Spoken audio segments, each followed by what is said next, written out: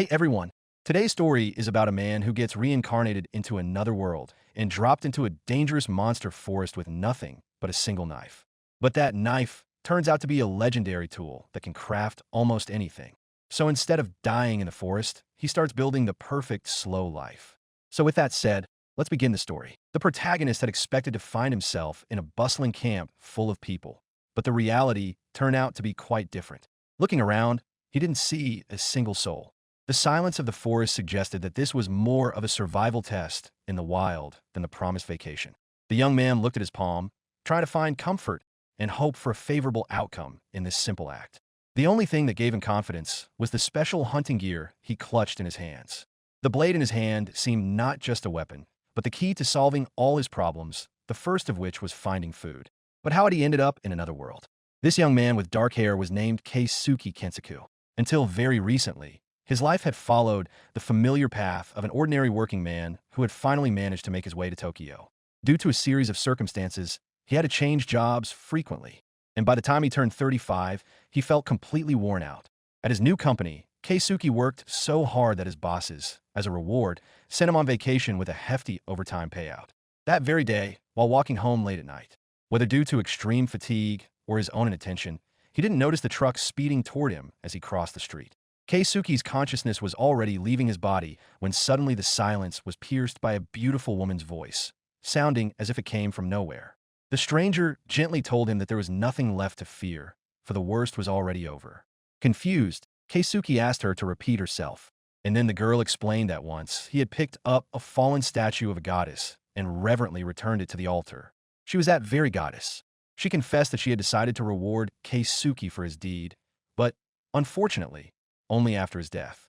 The stranger asked him not to dwell on her divine nature, and added that she had always considered him a very kind person who had been burdened with an unbearably heavy load. Reaching out her hand, the goddess announced her decision to grant him a new life.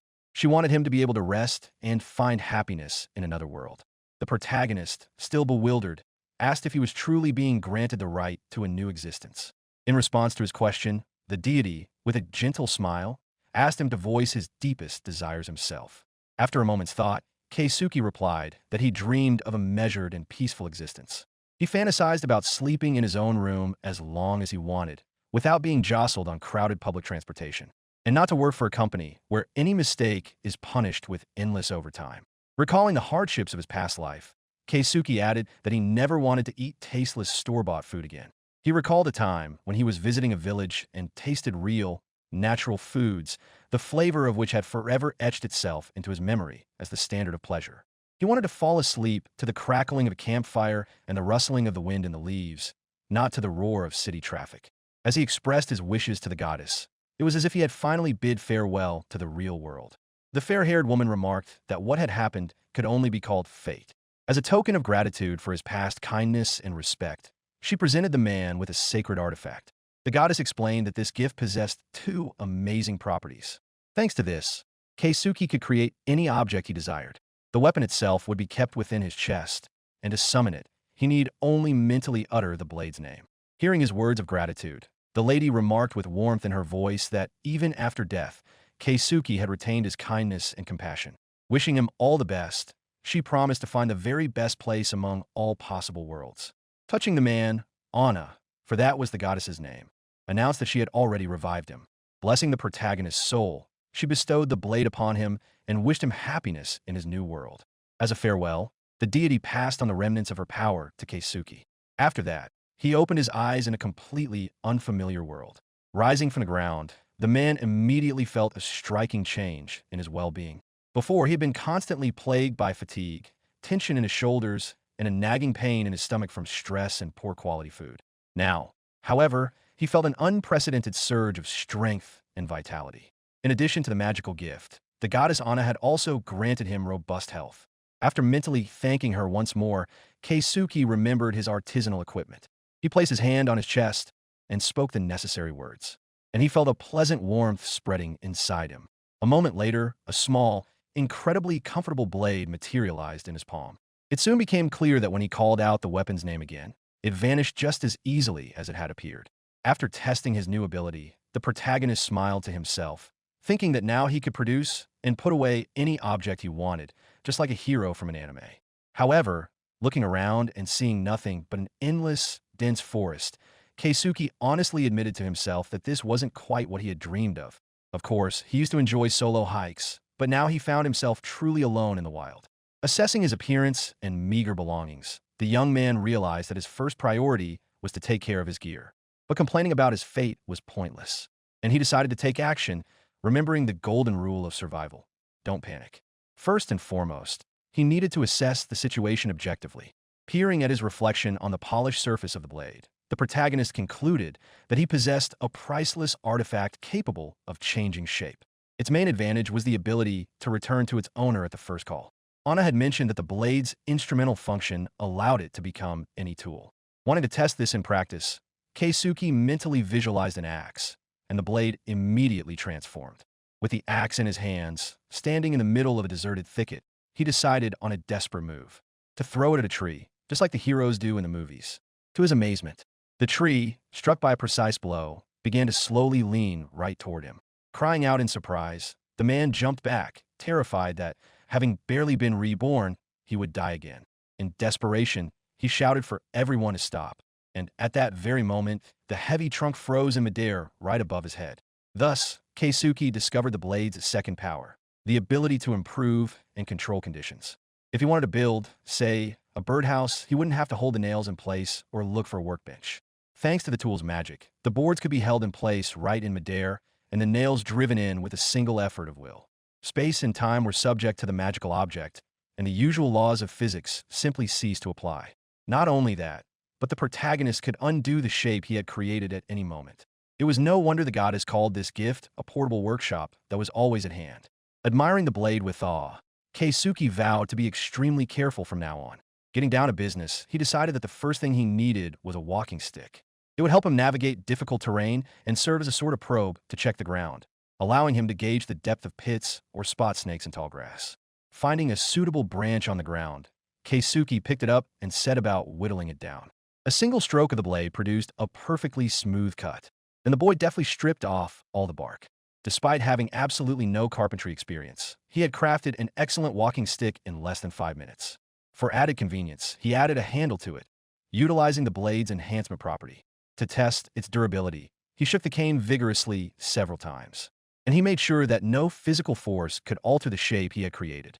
When he wanted to remove the handle, it simply detached from the cane, obeying his will. Clutching his miraculous weapon in his hands, the protagonist finally realized that with such a helper, he would survive in any, even the most incredible, conditions. Having finished his preparations, he set off, intending to find the nearest source of water. Keisuke remembered that a person can survive no more than 3 days without water, and by the evening of the first day, dangerous dizziness sets in. Walking through an unfamiliar, dense forest was scary, but he tried to stay optimistic, believing that this path would lead him to something good.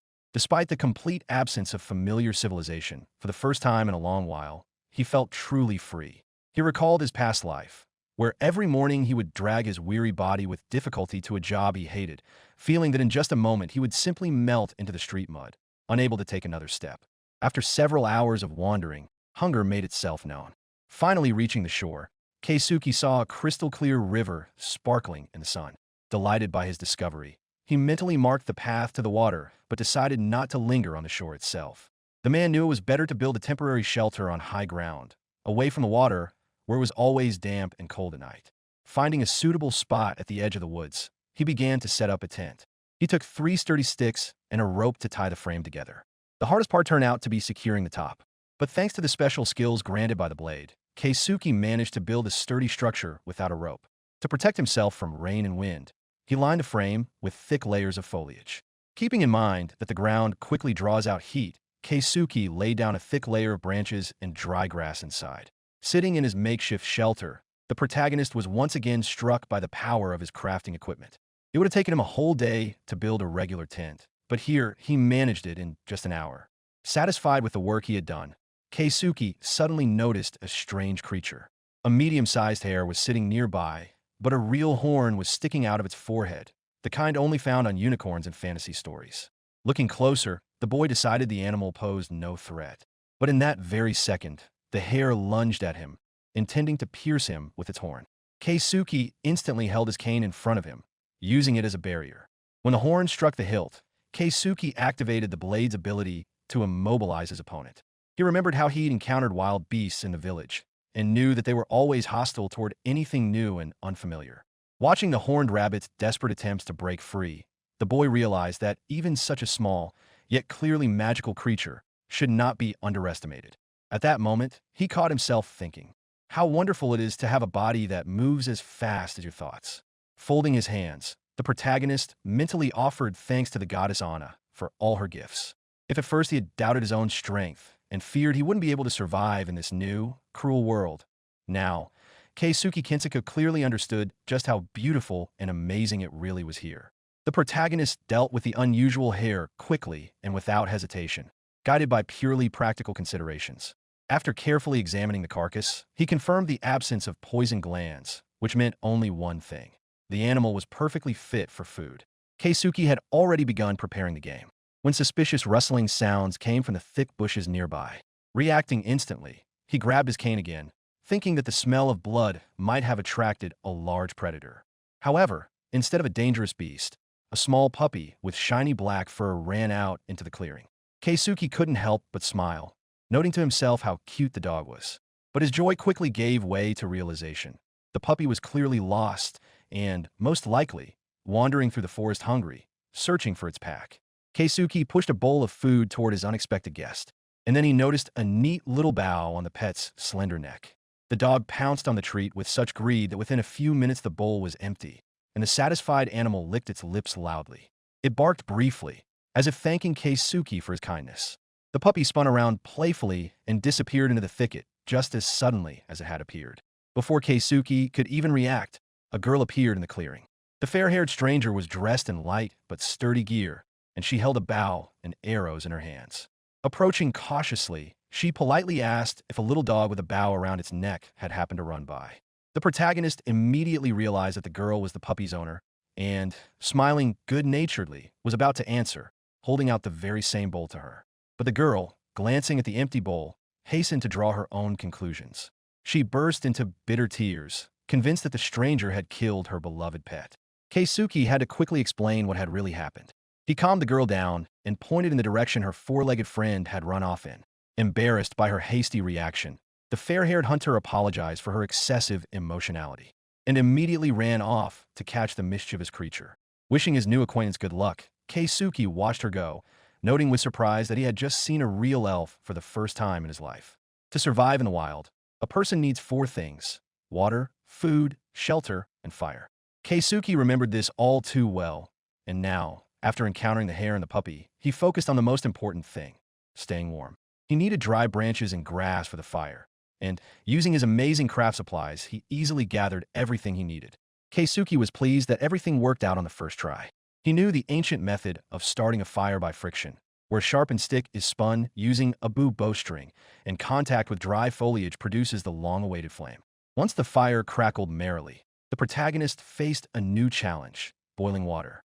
This required a suitable container, and the resourceful man fashioned one from ordinary bark. He understood that water couldn't be heated above 100 degrees in such a pot, but it was quite sufficient for boiling. Using his blade, Keisuke peeled the bark from several trees in thin, even layers, then softened it in water, shaped it into the desired form for the future container, and left it to dry in the sun. He also wove the bowstring for the bow, which he would need in the future, from the bark, first twisting it into thin, strong strands. After tasting the boiled water, the young man noted with satisfaction that it had no off flavors. Having quenched his thirst, he set about preparing the meat with renewed energy. For roasting, he needed charcoal and a flat stone slab.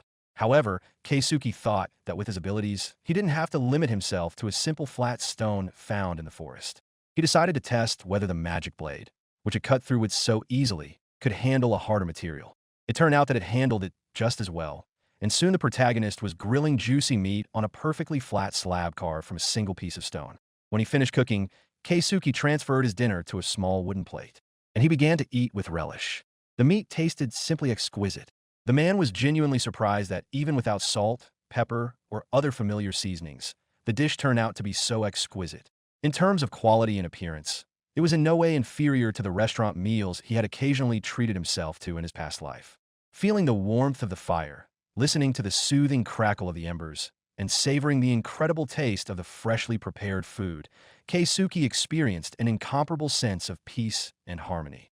A well-known rule of survival came to mind, the rule of 3. It stated that a person can survive 3 hours without heat, 3 days without water, and 3 weeks without food. Now, thanks to his wonderful handmade gear, Keisuke was at ease. He could provide himself with everything he needed for an indefinite period. Not only that, but he had already acquired his own cookware, reinforced his shelter with planks, and built a comfortable bed. However, Keisuke realized it was too early to stop, and there was still a lot of work ahead to make the living space more comfortable. Just as he was pondering his plans for the near future, the familiar black puppy ran out of the darkness of the forest again and barked loudly, greeting his new friend. Upon seeing the dog, the protagonist couldn't help but wonder where its beautiful, fair-haired owner was now. But it was impossible to ignore the joyful animal, and Keisuke, smiling, began to play with it, stroking its soft fur and scratching it behind the ear. After feeding the unexpected guest the leftovers from his dinner, he decided that in the morning he would definitely find the girl and return her pet to her. As he settled down to sleep in his shelter alongside his four-legged friend, who had curled up in a ball at his feet, Keisuke felt completely calm and confident in this new world, full of dangers and wonders. On the second day of his stay in this unfamiliar world, the protagonist was making plans for the future, but his first and most important task was to return the puppy to its rightful owner. Meanwhile, the little rascal had settled on his shoulder and was enthusiastically licking the young man's face, expressing his gratitude for the care. Keisuke reasoned that, given its age, the puppy couldn't have strayed too far from home, which meant the fair-haired elf lived somewhere nearby. Just in case, so as not to get lost in the dense thicket, he left barely visible marks on the trees. Lost in thought, Keisuke wondered if there were other intelligent beings in this magical world, or if that beautiful stranger was the only one. Suddenly, the puppy pricked up its ears. It jumped nimbly to the ground, and he froze in a tense posture. Keisuke took a step back, trying to figure out what had alarmed the animal. The dog clearly sensed danger approaching. It seemed to be telling his new friend to stay alert. The silence of the forest was shattered by a loud, piercing cry, more like the battle cry of ancient warriors. Clutching his trusty cane, Keisuke realized that a fight was taking place somewhere nearby, and the unfamiliar sound clearly did not belong to a human. Reasoning that it would be unwise to get involved in someone else's battle, Keisuke grabbed the puppy and ran off in the opposite direction, hoping to find the girl he'd met the day before as soon as possible. At that very moment, the girl with light hair was desperately fighting a huge eagle. She was exhausted, realizing that her opponent was too strong and agile to be defeated with ordinary weapons. Suddenly, a familiar dog bark rang out. It instantly distracted the predator. Forgetting about the elf, the eagle rushed toward the new source of noise. Keisuke, seeing the huge bird flying toward him, did not give in to fear. He held his staff out in front of him, and using the full power of his artisanal equipment, he delivered a precise and devastating blow. In an instant, the fearsome opponent was defeated, and Keisuke realized once again just how incredible the power he now possessed was. The elf approached and stared at the stranger in amazement. She couldn't understand how an ordinary human could destroy a magical creature with a single blow. After greeting her savior and reminding him that they had parted ways only last night, the girl asked with a smile if Keisuke was really a human, and not the god of war who had descended to Earth to help her in her hour of need. The protagonist felt a bit awkward, noticing that his companion's clothing left little to the imagination. The elf immediately apologized and explained that the griffin had attacked her while she was washing her face in the stream. Trying to stay calm, Keisuke assured the girl that everything was fine and confirmed that he really was just an ordinary human. However, this answer did not satisfy his new acquaintance. She reasonably pointed out that an ordinary person would not be capable of inflicting such serious damage on a magical creature. Keisuke did not want to reveal the secret of his gift and replied evasively that anything can happen in life. To change the subject and help the girl, he took off his shirt and handed it to her, suggesting she use it to keep warm. The fair-haired warrior gratefully accepted his help, and she admitted that without the guy's intervention, she would have been in real trouble. She had only 2 small daggers left, and the monster was too strong. She promised to repay her friend double, but Keisuke just waved it off. He said he was the one who should thank her puppy, because thanks to the little animal, he'd had a warm and peaceful night. Besides, he'd gone into the forest specifically to return the pet to its rightful owner. The girl gently stroked the dog and told a touching story. It turned out that the parents had abandoned the puppy, and she, taking pity on it, had taken it in. Introducing herself, the elf said her name was Mischa, adding that she belonged to the race of the high elves of the forest. Keisuke, in turn, confirmed that he was an ordinary human named Keisuke Kensaku, who had only arrived in these parts yesterday. A short while later, Mischa returned, clad in battle gear. Keisuke couldn't help but gaze at her in admiration and sincerely remarked that she looked stunning. Embarrassed by the compliment, the elf suggested that such words were second nature to him and that he often said them to girls. Keisuke hastened to defend himself, stating that he was merely stating the obvious. Mischa complained that after the battle with the griffin, her belongings and weapons had been ruined, and this greatly upset her. The protagonist then asked if there was a village or town nearby where she could get some new clothes. He offered to accompany her and help her with her shopping. The question clearly surprised Mischa. She replied that there were absolutely no settlements in the area. What's more, she had been living in this forest all alone for about 10 years. Keisuke felt awkward about his curiosity, but the elf reassured him, saying that this topic was not off-limits to her.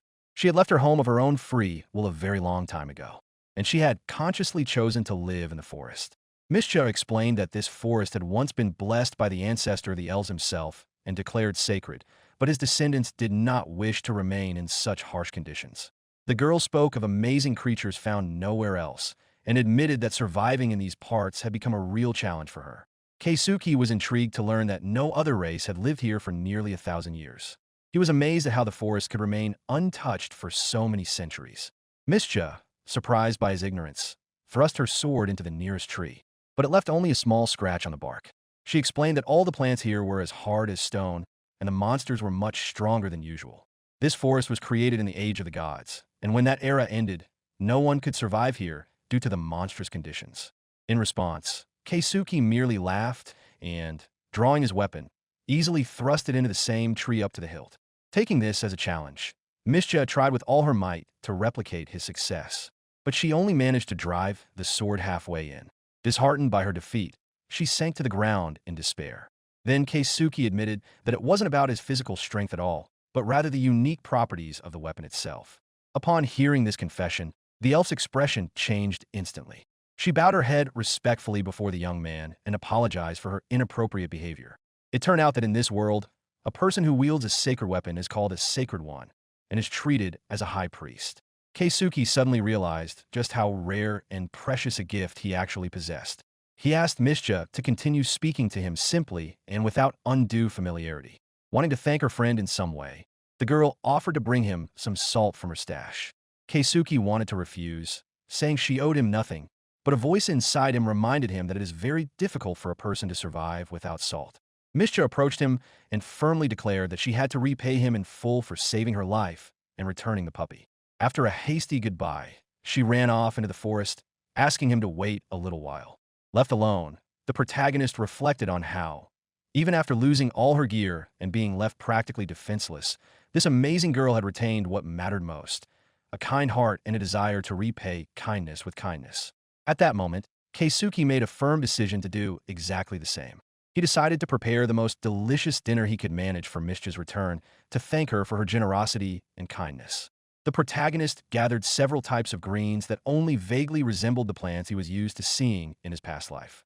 A recipe came to mind that required thoroughly washing the leaves and immersing them in boiling water. Fortunately, Keisuke had conducted all the necessary tests the day before. As he tasted the unfamiliar plants, he realized this was a necessary precaution, even though he had to wait hours for the results. If after some time he didn't feel any worse, Keisuke concluded that the plant was safe to eat and boldly used it in his cooking. However, he had completely overlooked the fact that his body was now protected by the goddess's blessing, which meant that the usual laws of survival might not apply. After a while, Mischa returned and froze in genuine surprise, watching her friend intently working his magic over the campfire. Keisuke explained that he had found some good meat in the forest and decided to cook up something special. Mischa smiled as she handed him a lump of rock salt, her way of thanking him for everything he'd done for her. The protagonist gladly accepted the gift, but the girl was quick to warn him that she didn't consider this reward sufficient. She explained that repayment might be delayed, since right now she had only her magic and a small dagger at her disposal. Keisuke asked if his friend could buy something in the nearest human settlement. Mischa shrugged and replied that there were no settlements nearby, and even if there were, she wouldn't be able to buy anything without money anyway. She looked thoughtfully at the puppy, wondering if she would be able to feed it under such difficult circumstances. The girl immediately apologized for being too frank, but the protagonist reassured her, saying there was nothing wrong with showing her emotions. He admitted that he understood her feelings perfectly, since he loved animals very much himself. Mischa cautiously peered into the small pot bubbling over the fire and asked what exactly was being prepared for lunch. Keisuke told her it would be broth. A clear plan of action had already formed in his mind to ensure the dish turned out truly delicious. The elf repeated the unfamiliar word several times, and then she honestly admitted that she didn't understand what it meant. Slightly taken aback by the question, Keisuke invited his friend to join him for lunch and try the broth for herself. Mischa beamed with joy, smiled, and remarked that her friend was spoiling her with some incredibly exquisite dishes. In turn, the protagonist asked how the girl herself would have prepared the rabbit if she were in his place. After a moment's thought, the elf replied that she would most likely just roast the meat over an open fire. But if she had spices, she would have made soup or a hot main course. Hearing this answer, Keisuke mentally compared his friend's culinary preferences to traditional English cuisine. He told her that the food would be ready very soon, and if Mischa wanted, she could play with the puppy in the meantime. However, the girl exclaimed that she would do that later. For now, she'd rather go in search of new prey. Watching his girlfriend walk away, Keisuke silently apologized to her for not being used to simple food and for wanting to diversify his menu even in the wild. After a while, Keisuke finished cooking. Simmering over the coals was a rabbit soup with forest tubers resembling potatoes, and on a separate stone slab, a tender fillet was sizzling under a sauce made from a pungent green herb, vaguely reminiscent of mustard. When Mischa returned and peered into the bowl, she couldn't believe her eyes. Before her stood a perfectly clear golden broth, and next to it, the meat was steaming appetizingly. After tasting both dishes, the elf exclaimed that she had never eaten anything tastier in her life. Enjoying his lunch, the protagonist thought about how he was finally replenishing his body salt reserves and had truly eaten his fill. He even surmised that if there were so many rabbits in Japan, they would undoubtedly become the most popular game. Keisuke noted to himself that the meat tasted even better today than it had yesterday. He shared this observation with his friend. He suddenly realized that Mischa's presence had made an ordinary meal truly special. After finishing their meal, the girl pointed out that the puppy definitely needed a name and suggested that Keisuke be the one to name it. The protagonist was genuinely surprised as to why such an honor had fallen to him. Then the elf explained that receiving a name from the sacred ones was a great stroke of luck. It was akin to a true blessing. Looking closely at the cheerful dog frolicking nearby, Keisuke named it Makis. Mischa immediately remarked that the name sounded very beautiful and unusual. Keisuke smiled to himself, deciding not to tell his friend that he had named the puppy in honor of the time they had found the elf together during their morning bath. Out loud, however, he explained that in his world, that was the name of a very popular and beloved racehorse.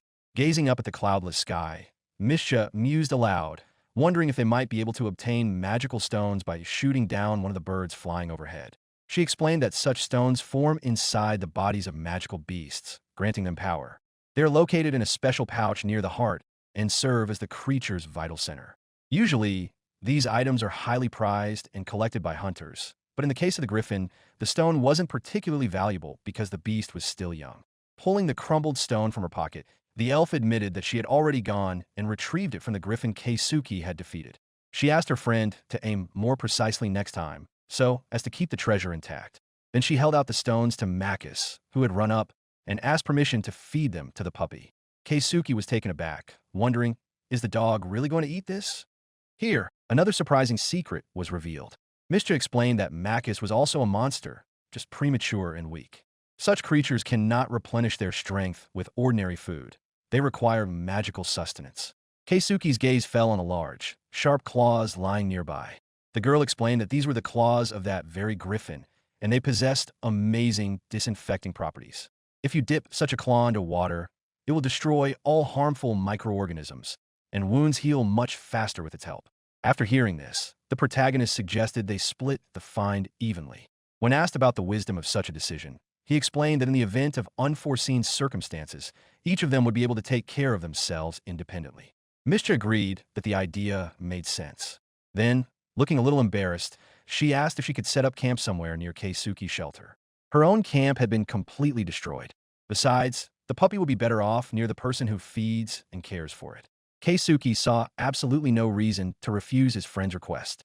Moreover, He himself realized that he would miss Makis and Mishja herself terribly. Upon receiving his consent, the elf beamed and promised to help Keisuke settle into this strange and dangerous world. With a smile, she added that now they would marvel at everything that happened together. Noticing the puzzled look on her companion's face, Mishja explained that he had never seen elves before and she hadn't met a single human in about 10 years. It turned out that they were both in the same situation and would share every new discovery. Keisuke laughed heartily, admitting that he hadn't laughed so sincerely in a long time. Looking at Mishja's beautiful face, the protagonist suddenly realized clearly that he had truly been reborn. At the same time, he realized that events were unfolding too rapidly. So many interesting things were happening at once that he could barely keep up with what was going on. Somewhere deep down, Keisuke even wished that luck would stop chasing him with such incredible force. He subconsciously feared that this streak of good luck would inevitably be followed by retribution in the form of future dangers for which he might not be prepared. Meeting the young elf's gaze, Keisuke spoke aloud what he was feeling. He admitted that he would continue to rely on her, because he understood the need to take the first step toward his new future. Mishja replied with a warm smile that she would be happy to be his companion and share with him all the hardships and joys of life in this forest. So the three of them, Mishja, Keisuke, and little Makis, sat there, enjoying each other's company and rejoicing that fate had brought them together in this vast and mysterious world. The protagonist had long since grown tired of his own refuge, and Mishja's home had been completely destroyed during a sudden monster attack. Taking all these circumstances into account, the young couple decided to build a new home together. Once a suitable site had been chosen, the elf explained that she needed to survey the area for dangerous beasts. She asked her companion to start cutting down trees, but warned him not to touch any plants with unusual crowns. Turning to Mishja, the protagonist thanked her for the magical amulet and, as a token of his gratitude, promised to build a beautiful house for her. The girl was surprised by such a generous offer, noting that it was too grand a gift. However, Keisuke objected, saying that such a reward was more than worthy for a divine relic. Smiling, Mishja mentioned that she was always ready to help, as long as her friend asked her. Rolling up his sleeves, the protagonist set to work. First, he needed to prepare the ground for construction. After leveling the ground, Keisuke turned his attention to the materials. He began felling trees in the desired direction, creating a small wedge-shaped depression to make it easier to lay the wood on the ground. With this method, the tree fell under its own weight, which was very convenient. The key was not to overdo it. Otherwise, the trunk could collapse in a completely unpredictable way. It took several attempts to master this technique, but then the pace of work increased significantly. When Mishja returned, she exclaimed in surprise that the guy must be a wizard.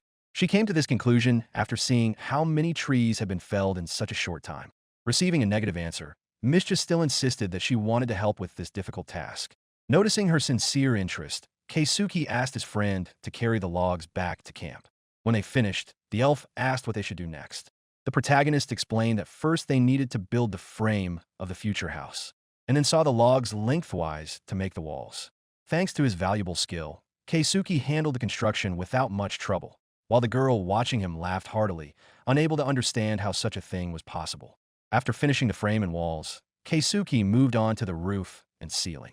To increase the house's strength, he used bark and left small notches in the roof. Upon entering, the protagonist noticed that it was too dark inside and there weren't enough light sources. Peeking in after him, Mishja said she could help with the lighting. The girl easily cast a spell, and a small glowing orb lit up beneath the ceiling. Surprised, Keisuke asked his friend to teach him this trick. The elf explained that she sensed no mana in him, and, apologizing, gently remarked that he was, after all, an ordinary human deprived of the ability to use magic. But she immediately added that with the help of certain divine relics, the young man might still be able to master certain techniques. Slightly disappointed, Keisuke continued with the construction. He cut a hole in the wall, and using his skills, he reinforced the stone with earth, building a fireplace. Thanks to this solution, the young people no longer had to go outside to light a fire and cook their meals. One of the final steps was building a drainage system. When he finished, the protagonist mentally praised himself for ensuring that the foundation of the house wouldn't be washed away during heavy rains. Glancing at Makis, the guy announced that it was time for the long-awaited break. He sat down on a small rock next to the house and suddenly heard his friend calling him. As he approached, Mishja told him that the soil around the house turned out to be quite fertile. This was wonderful news. Now, the kids had a chance to grow their own vegetables on their plot. At that moment, Keisuke noticed that the girl had sat down next to him and dipped her feet in the water. Feeling slightly flustered by the proximity of his attractive companion, he remained silent. The elf, however, said thoughtfully that, unfortunately, she was only capable of gathering materials, but not of doing full-scale construction like he did. Looking away, Keisuke objected that his friend's contribution certainly shouldn't be underestimated. He backed up his opinion by pointing out that she was the one who had helped him with the lighting inside the house. But Mischa still didn't consider this division of labor fair. The protagonist reflected that, unlike a flame, magical light produced neither fire nor smoke, and its brightness resembled the LED lamps from his homeland. Looking up at the sky, Mischa admitted that she really enjoys making things with her own hands. She also said that lately she's been feeling nothing but positive emotions. Assuming this was due to her new acquaintance, Mischa kept smiling contentedly. She touched the main character. Mischa moved closer to his face, and she was surprised to notice that she was seeing a wooden scoop for the first time. Keisuke laughed and explained that this tool is actually called a shovel and is often used by people in construction. Then the elf thoughtfully suggested that every scoop could be called a shovel, but not every shovel a scoop. Noticing that her companion was laughing, she added that due to regional differences, any word could be interpreted however one liked. After a while, the protagonist began working with the clay that Mischa had dug up for him earlier. He discovered that if you mix the clay with dry grass and water, and then adjust the mixture to the right consistency, you get an excellent makeshift mortar for building in extreme conditions. Keisuke planned to cover the walls of the structure with this mixture to get rid of drafts once and for all. Taking a large sheet of bark, he hung it in place of the front door and announced that the work was finished for the day. The delighted girl asked if she was allowed to live in this house with the young man. Smiling, the protagonist answered in the affirmative and explained that she had played a full part in the construction. By that point, the elf had already managed to make herself a small bed out of dried grass and bark. Seeing this, Keisuke promised to make a more suitable place for his friend to sleep. Taking what she heard as a hint at a closer relationship, the young woman smiled. And she paid the guy an ambiguous compliment, noting that men who take such good care of their beds usually spend a lot of time in the company of other women. That evening, Mischa stood at Keisuke's door and asked permission to enter. It turned out that the girl had worried that the guy might have fallen asleep with the light on and decided to check on him. However, the protagonist explained that he would go to sleep as soon as he finished one important task. Noticing the interested look on Mischa's face, he handed her a small wooden figurine. It was a depiction of the very goddess the protagonist had met after his disappearance from the real world. The guy explained that he hadn't seen the lady's face or figure, but had simply thought of her voice, and his hands had moved on their own in the right direction. Examining the figurine, the girl praised her friend and noted that the lady would certainly appreciate such a skillfully crafted piece. She also asked if Keisuke knew the name of that very goddess. After a moment's thought, the protagonist replied that her name was Anna, and she was the mother of the divine ancestors. Trying to recall such a deity, Mischa admitted that she had never heard of this goddess before, but she added that one of the older elves would surely be able to answer that question. Looking at the figure, the protagonist fell deep in thought. He thought about how Anna had spent all her strength on his resurrection, and that if she had sent a more ambitious person into this world, far more people would have learned of her existence. The young man doubted that the goddess had made the right decision by sacrificing herself for him. However, Mischa objected, noting that Anna was strong enough. Answering his unspoken question, she stated that instead of ambition, fame, and great destinies, the goddess had chosen the kindness of another person. The elf added that the goddess had likely always been that way, and, even as she vanished, had not renounced her convictions. Mischa really liked that Anna was not only strong, but also truly kind. At that moment, the protagonist reflected on the fact that the goddess had foretold a happy life for him, which meant he should heed her guidance. Looking at her friend's work, Mischa said that Keisuke must have really impressed the goddess. After finishing the figure, the hero placed it on the shelf in the corner. He praised his friend for such skillful work. Mischa said she would dim the lights a little and go to bed. Keisuke thanked his friend for keeping him company. She bowed. The elf wished the young man a good night and thanked him once more for the house he had built for her. Left alone, the protagonist reflected on how, thanks to the goddess, he now had everything he had never even dared to dream of before. As he drifted off to sleep, he was already thinking about how to further furnish their new home. When he met Mischa the next morning, Keisuke asked her to repeat the question she had just asked. Without the slightest embarrassment, Mischa asked if they would be taking their morning bath together. The protagonist's morning began with Makis running his hands over Keisuke's body. Makis had just taken a shower with Mischa. Opening his eyes upon waking, Keisuke saw his smiling friend standing before him. The elf explained that the puppy had decided to wake his companion up as early as possible. Rubbing his face, Keisuke explained that thanks to such a lively awakening, he had fully come to his senses much faster than usual. In the room stood a container of water into which griffin claws had been placed beforehand. These, as is well known, possess cleansing properties. After tasting the water, the protagonist was surprised to find that it had indeed become clean. He also noticed that this water was perfectly suitable for washing. Hearing this, Mischa asked if her friend would like to do it together. When Keisuke asked her to repeat herself, she repeated her offer without a hint of embarrassment. She added that she liked to bathe every day. Keisuke replied that he usually felt weak from daily bathing and preferred to bathe once a week. Then the elf explained that things are different in their world. When people bathe in open water, they always accompany each other. One stands guard over their belongings while the other bathes, because monsters might suddenly attack during the bath. Apologizing, Keisuke admitted that he should have asked about everything beforehand. Smiling, Mischa replied that she trusted her friend, which was exactly why she was inviting him along. Watching what was happening, the protagonist couldn't figure out if he had anything to worry about. Mischa was visible in the distance, and the young man on the shore reflected on how improved vision was a great help in life. When the girl returned, she said she felt much better. She added that now it was Keisuke's turn. She handed him her towel. She explained that there was no other cloth in the camp right now, so he really needed to take this one. Suddenly, the girl activated a magical stream of air that instantly dried her body and hair. The protagonist exclaimed in admiration at how convenient this ability was and looked at his friend with interest. Laughing, Mischa remarked that Keisuke was very amusingly surprised by all the magic surrounding him. After finishing their bath, the young people sat down to breakfast. It turned out to be char, pan-fried on a stone skillet. Mischa asked what their plans were for the day. Keisuke explained that he'd like to make their campsite more comfortable to live in, find suitable wood, and start making furniture. At the same time, the protagonist informed the girl that in that case, he would prefer to leave the hunting to her. Smiling, the elf said that she had actually been planning to teach Makis this skill. Keisuke said he wanted to start with a table and chairs. Because there wasn't enough room on the table, and the puppy was constantly trying to steal food right off the plates. First, he had to decide on the table's design. After some thought, he decided to make two thin slats with a cutout in the center. These pieces would serve as legs. This design made the table stable and better suited for uneven ground. Keisuke also wanted to create a practical piece that could be easily moved. He inserted one board into the other, and covering the structure with a third board on top, he achieved the desired result.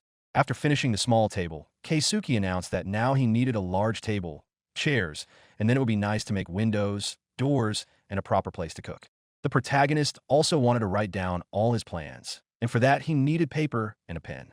A short time later, the kitchen table and chair were already ready. Suddenly, Mischa called out to Keisuke, wanting to show him that she had brought a silk moth. Crying out in surprise, Keisuke asked what kind of monster was standing before him. The elf gently remarked that it was rude to call an animal spirit a monster. She explained that animal spirits differ from ordinary living creatures and that they seem to appear suddenly from fairy tale worlds and are extremely rare. Answering the question about the moth's purpose, Mischa explained that she had found the creature in Keisuke's room, and the fluffy spirit had expressed a desire to live in their home. The protagonist asked how Mischa could communicate with it. Smiling, his friend reminded him that she was an elf and could easily understand what other magical creatures were trying to convey to her. At that very moment, a silky moth fluttered off the table. It activated its magical power and presented the protagonist with a beautiful piece of silk fabric. Seeing this, the protagonist said he had no objection at all to the creature living with them. Besides, Keisuke had already given up hope of finding any fabric at all. Stroking the creature's fur, he said that he, too, was very happy to meet it. However, Makis didn't want to make a new friend and barked loudly at the unfamiliar creature. Keisuke advised the puppy to befriend the moth and travel through the forest together. Mischa turned to her friend and asked him to give a name to the new member of their team. After thinking for a moment, the protagonist named the moth Musubi, in honor of the god of sericulture, who resembled a silkworm. The moth hummed approvingly, and Keisuke realized that the creature liked the name. Keisuke told his friend that they now had fabric, and he would be able to do even more to set up their home. Due to the unexpected addition and his joyful excitement, the protagonist didn't yet notice the terrible mistake he had made. A few days ago, Keisuke had finished making a new table and chairs for the house. He understood perfectly well that these items were necessary so that they could sit comfortably and eat without being distracted by discomfort. However, the protagonist suddenly jumped up from his seat and let out a loud cry, which greatly startled those present. Mischa didn't understand what was happening and asked why her friend was acting so strangely. Keisuke said with frustration that he had forgotten to do something incredibly important, and now he urgently needed to fix everything. At the same time, he firmly stated that he could handle it on his own and didn't need any help. Watching the flustered young man, the elf wondered what her friend had gotten himself into this time.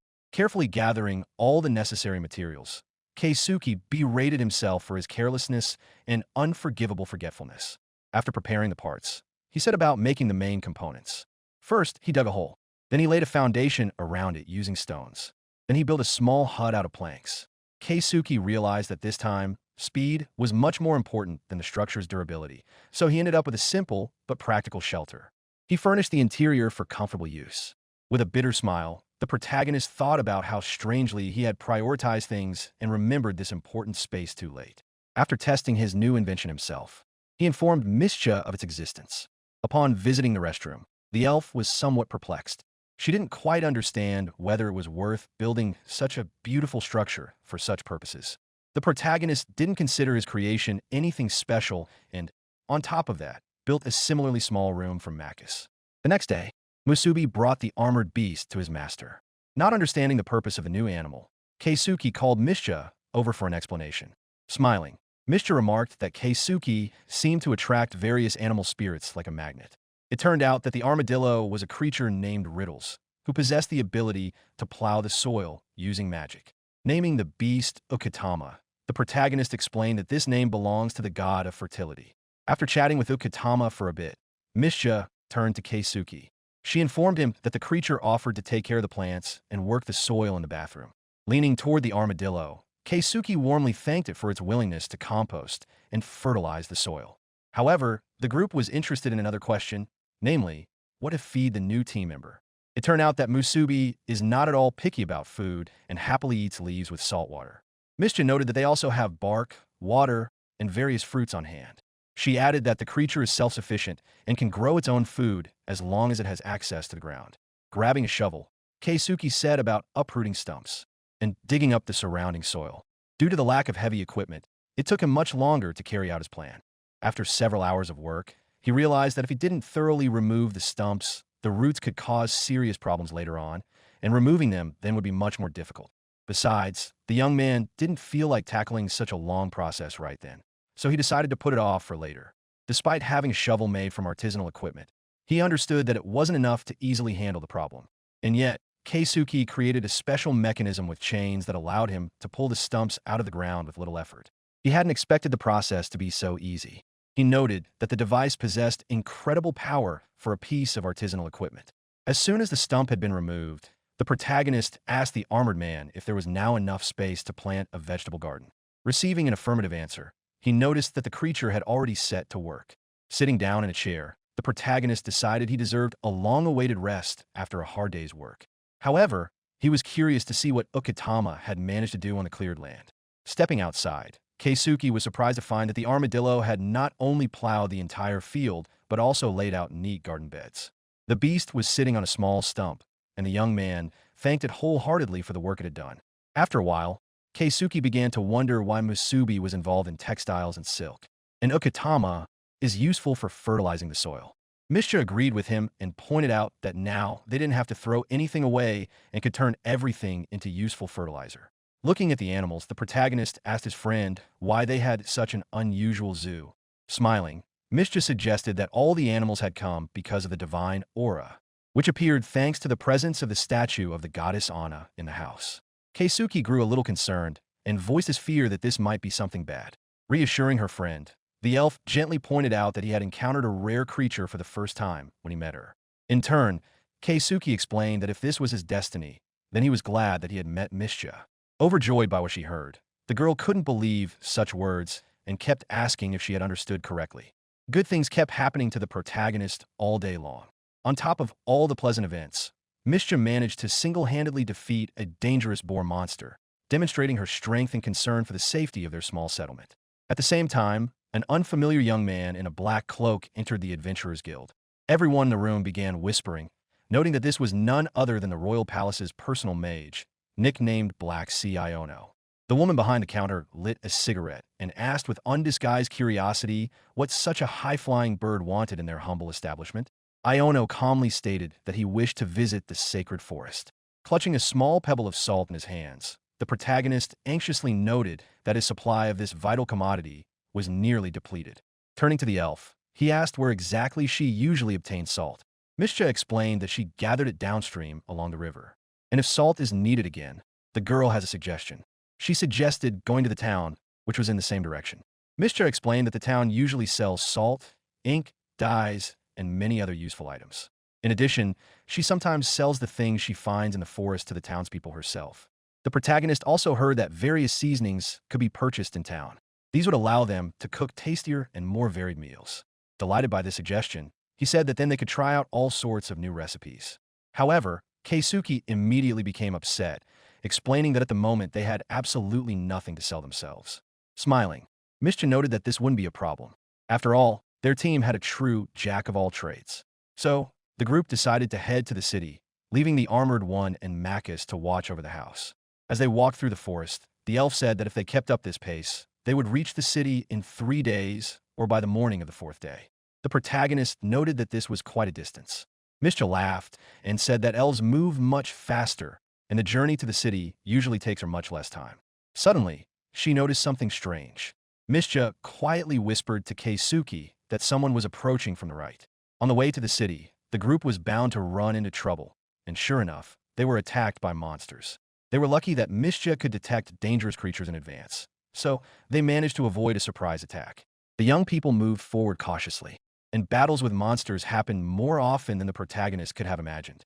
Suddenly, Mischa called out to Keisuke again and told him that this time, something large was approaching them.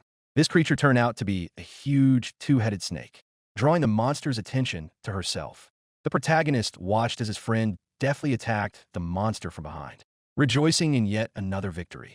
Keisuke knew that together with the elf, they could handle any opponent as long as they didn't rush and worked in unison. Besides, he remembered Mischa's advice and managed to pin the snake in one spot, preventing it from moving. It turned out that even after losing one head, the magical creature was still capable of moving and attacking. Keisuke asked the girl if she was hurt. Replying that she was perfectly fine, Mischa suggested they take a short walk, and she showed him that a second head was beginning to grow back on the snake. Surprised by such resilience, the protagonist decided to finish what he had started and finally destroy the monster. Taking her friend by the hands, Mischa began to cheerfully congratulate him on his victory over the two-headed snake.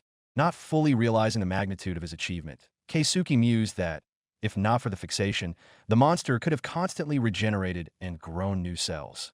It also turned out that the stone extracted from this monster could be sold for a hefty sum. That was precisely why Mischa had previously asked Keisuke not to worry about the lack of goods for trade. All the bags were packed, and during the hunt, they managed to find valuable trophies to sell. After a few days of travel, the protagonist decided to make a fairly simple but comfortable bed for sleeping in the forest. Having gathered the necessary materials, he built a hammock, which took up almost no space in the bag, and thanks to which he didn't have to sleep on the cold ground.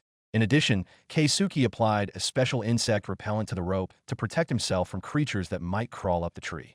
Keisuke thought that with Masubi's arrival, life had become much easier and more comfortable. For dinner, the group prepared a fragrant soup with snake meat and wild herbs. Sitting by the campfire, Mischa remarked that Keisuke could easily become an experienced adventurer, capable of conquering the forest with ease. Smiling, Keisuke explained that it was all thanks to the goddess's blessing. He added that the life of an adventurer, with its constant dangers and battles, didn't suit him at all. On the 3rd day of their journey, Mischa announced that they were almost back to the road, and from there it was only about an hour's walk to the city. She also noted that the atmosphere here was completely different because this was just an ordinary forest, and the magical power here is completely different from what it was deep inside. Furthermore, Mischa said with a touch of bitterness that few monsters lived here, as people exterminated them for their own gain.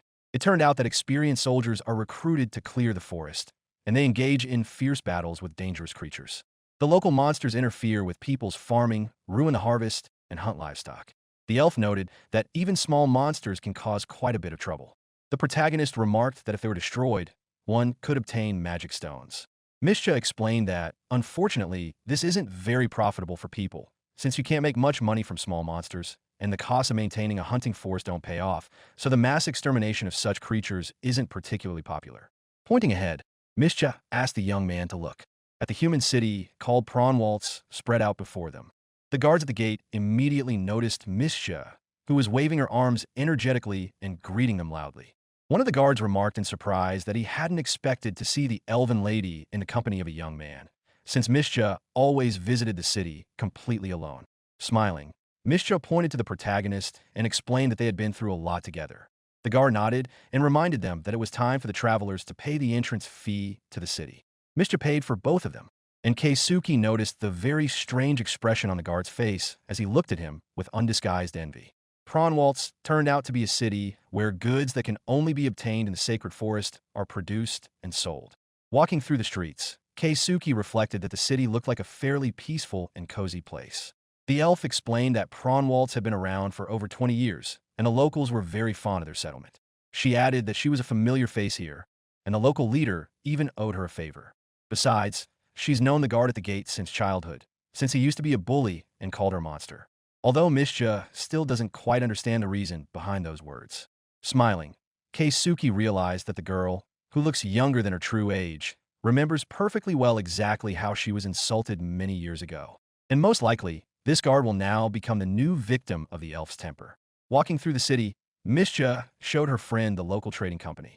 Suddenly, the two heard loud accusations directed at a merchant, and the stranger who had started the quarrel came out of the building. He glared menacingly at Keisuke. Noticing Mischa, he suddenly softened, wished the young people good luck, and quickly disappeared. At that very moment, the shop owner appeared, apologized for the inconvenience, and noted with surprise that this time the girl had arrived much earlier than usual. Smiling, Mischa explained that unforeseen circumstances had forced her to visit the city ahead of schedule. Pointing her finger at Keisuke, the mustached man exclaimed that it was the first time in 20 years that the elf had brought a guy with her.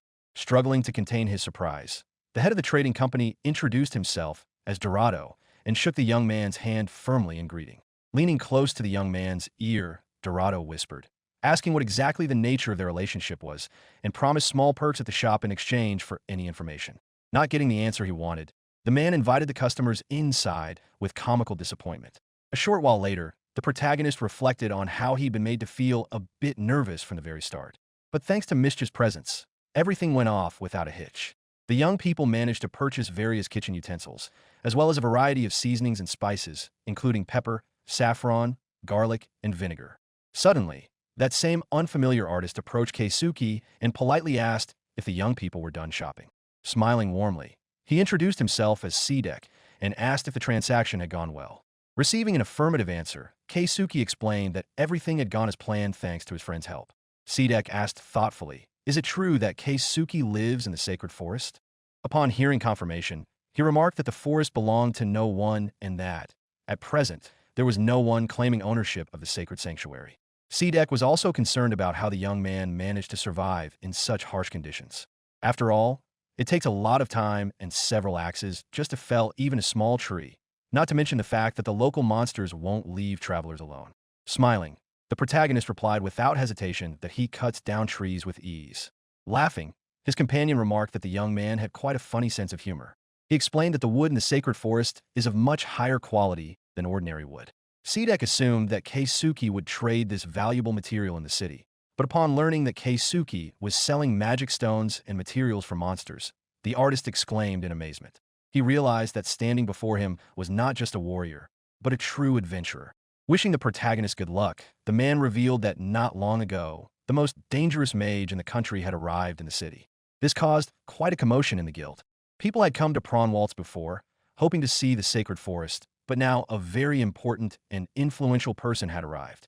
Seikatsu warned that if any conflict arose with this mage, Keisuke must immediately contact the guild for help. After saying this, Seikatsu asked what exactly Keisuke was looking for in the sacred forest. Without a shadow of a doubt, Keisuke calmly replied that he simply wanted to cook delicious food and eat it in pleasant company. At that moment, Mischa appeared, apologized for the disturbance, and asked what her friend had been doing while she was away. Seikatsu had already left, and upon realizing this, Keisuke said he had been talking to a local resident. Meanwhile, in his office, Dorado was pondering the fact that the elf was, to some extent, distancing herself from him. Seikatsu burst into the room, greeting the Lord noisily and asking the reason for the urgent meeting, especially since he knew Dorado needed advice. Interrupting his friend, the Lord asked for a more polite tone. He reminded him that Seikatsu had apparently forgotten about his own dignity as a lord.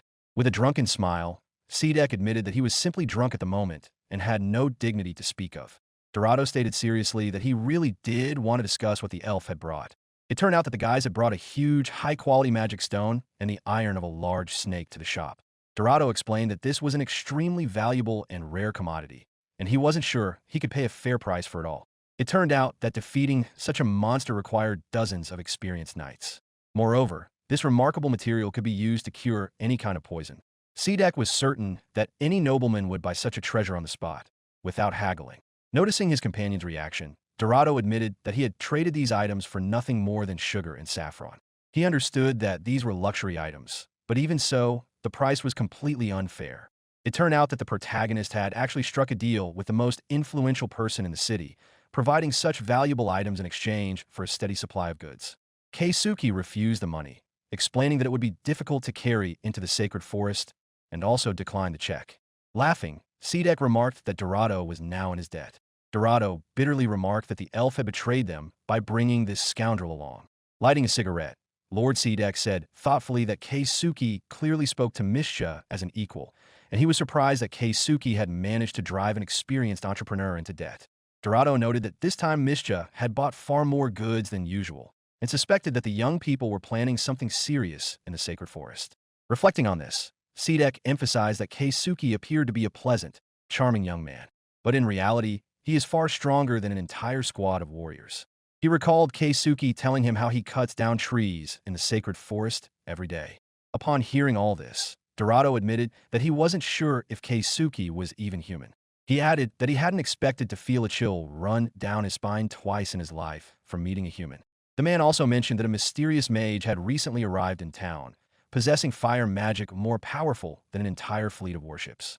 Dorado noted with relief that they were very lucky, since the wizard had headed straight for the sacred forest. The Lord, looking concerned, said he had a bad feeling and that all of this might end badly. He felt extremely uneasy at the thought of what might happen in the near future. Meanwhile, Mischa said she would return a little later, as soon as she found the rock salt. The protagonist apologized for not being able to go with her. Smiling, Mischa reassured him, noting that it was no big deal since she had always managed to gather rock salt on her own just fine. Wishing each other luck, the group went their separate ways. Since the luggage turned out to be much heavier than Keisuke had expected, he and Musubi had to head home first. Keisuke asked his faithful pet to stop by a certain place on the way. At that very moment, the mysterious dark mage was standing by the protagonist's first tent, smiling enigmatically as if anticipating something important.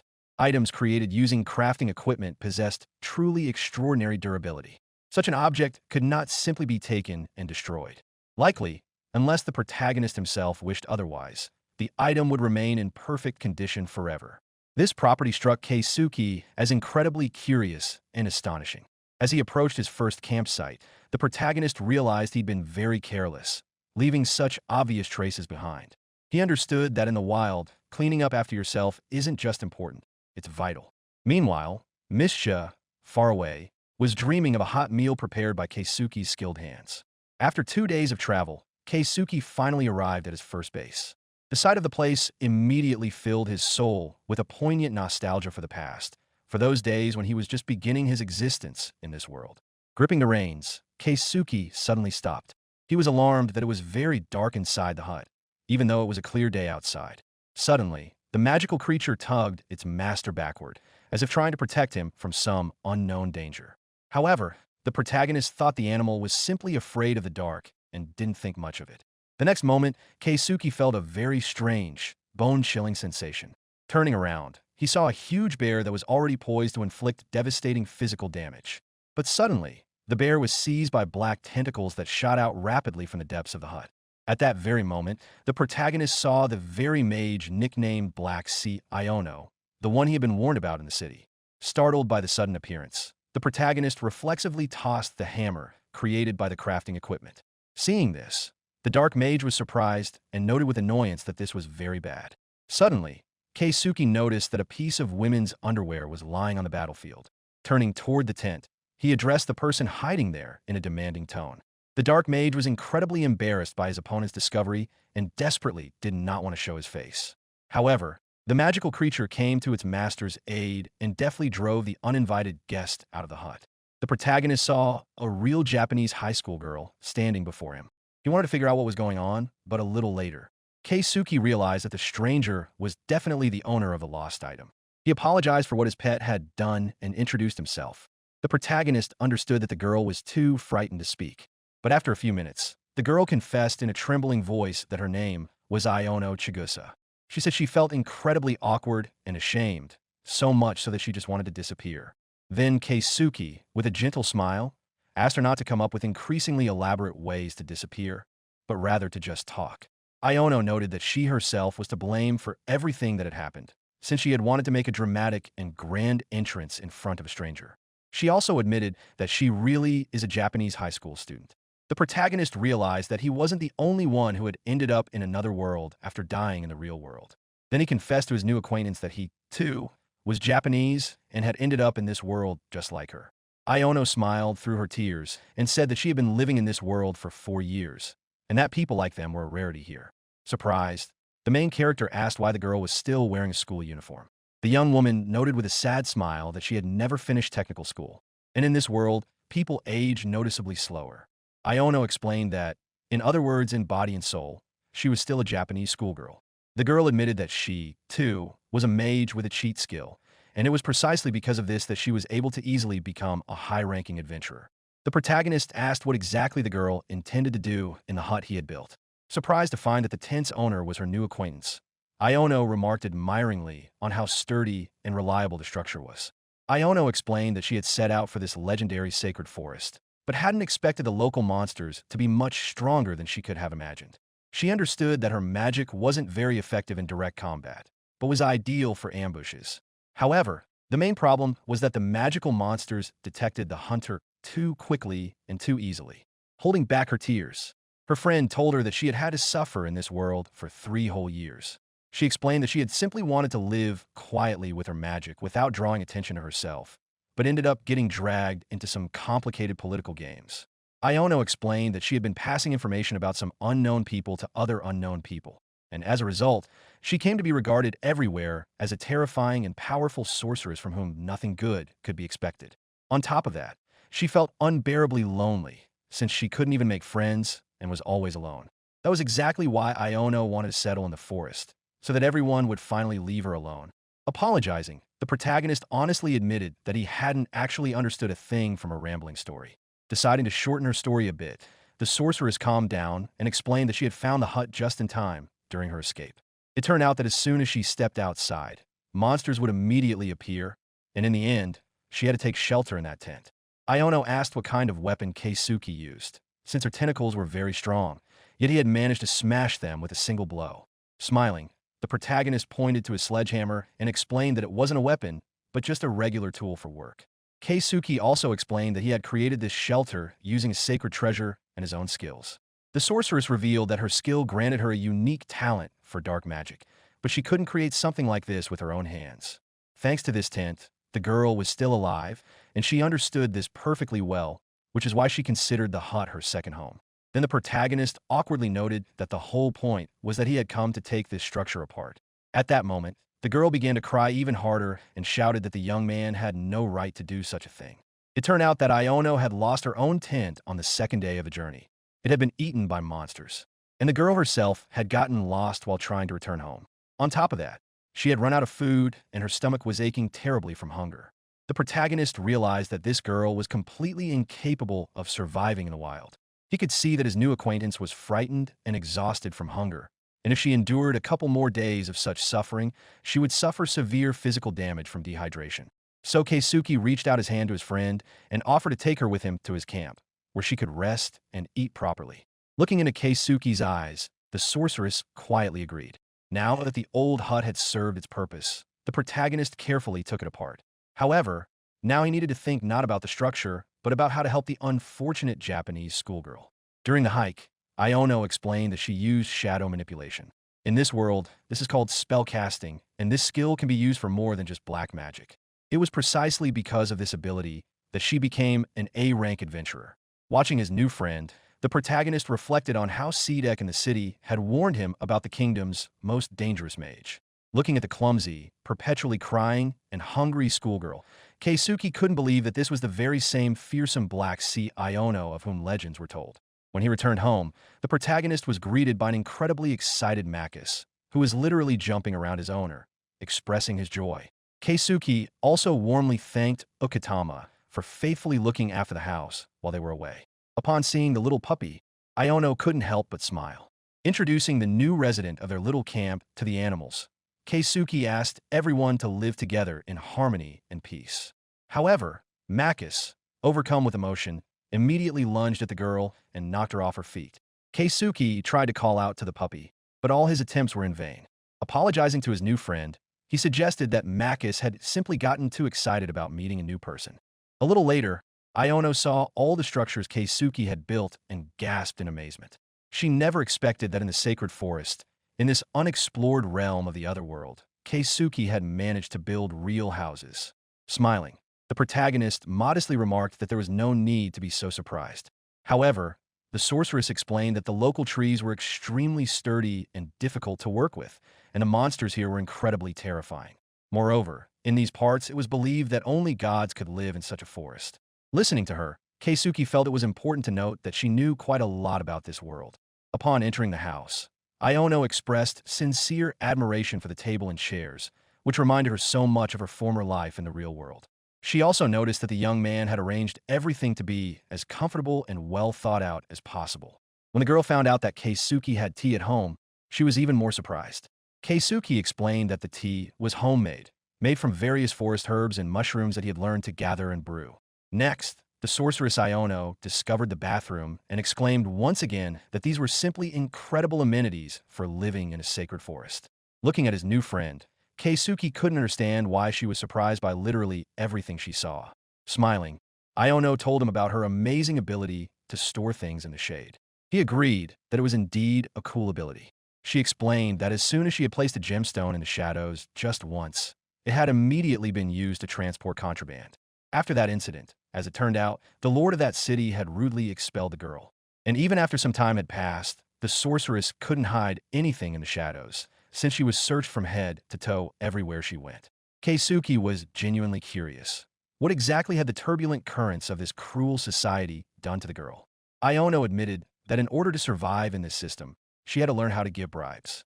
Besides, she believes that becoming an adventurer helped her a lot. The protagonist reflected on how he hadn't taken this seriously before, but now realized that the system here wasn't much different from the one in the real world. Bowing her head, Iono said bitterly that in this world, nothing could be done without connections in the guild, but no one had told her that in time. Keisuke understood that even with amazing skills, it could be very difficult to survive and find one's place. Wanting to change the heavy topic a bit, the protagonist told the schoolgirl that there was another girl living in the camp, an elf named Mischa. He explained that she would be back in 3 days, and he'd agreed to lead the sorceress out of the forest if she wished. At that moment, Iono started a full-blown tantrum and screamed loudly that she didn't want to go back to the city at all. Through her tears, she said that she would have to flee from the pursuit of various aristocrats again and be on the run. Iono also didn't want to work again for money and the false recognition of other adventurers. The protagonist understood his new friend better than anyone else. He remembered how, in his past life, he had constantly toiled without any hint of a bright future. Keisuke was part of a society that couldn't even tell right from wrong. He realized that the system was designed so that the main thing was to believe everything they tried to instill in him and simply carry out his work mindlessly. Keisuke remembered that in the end, even hard work would not be rewarded, but would only be followed by endless scolding. It turned out that even when changing jobs, everything starts over, just in a new place. It was precisely because of this that the protagonist stopped knowing whom he could trust.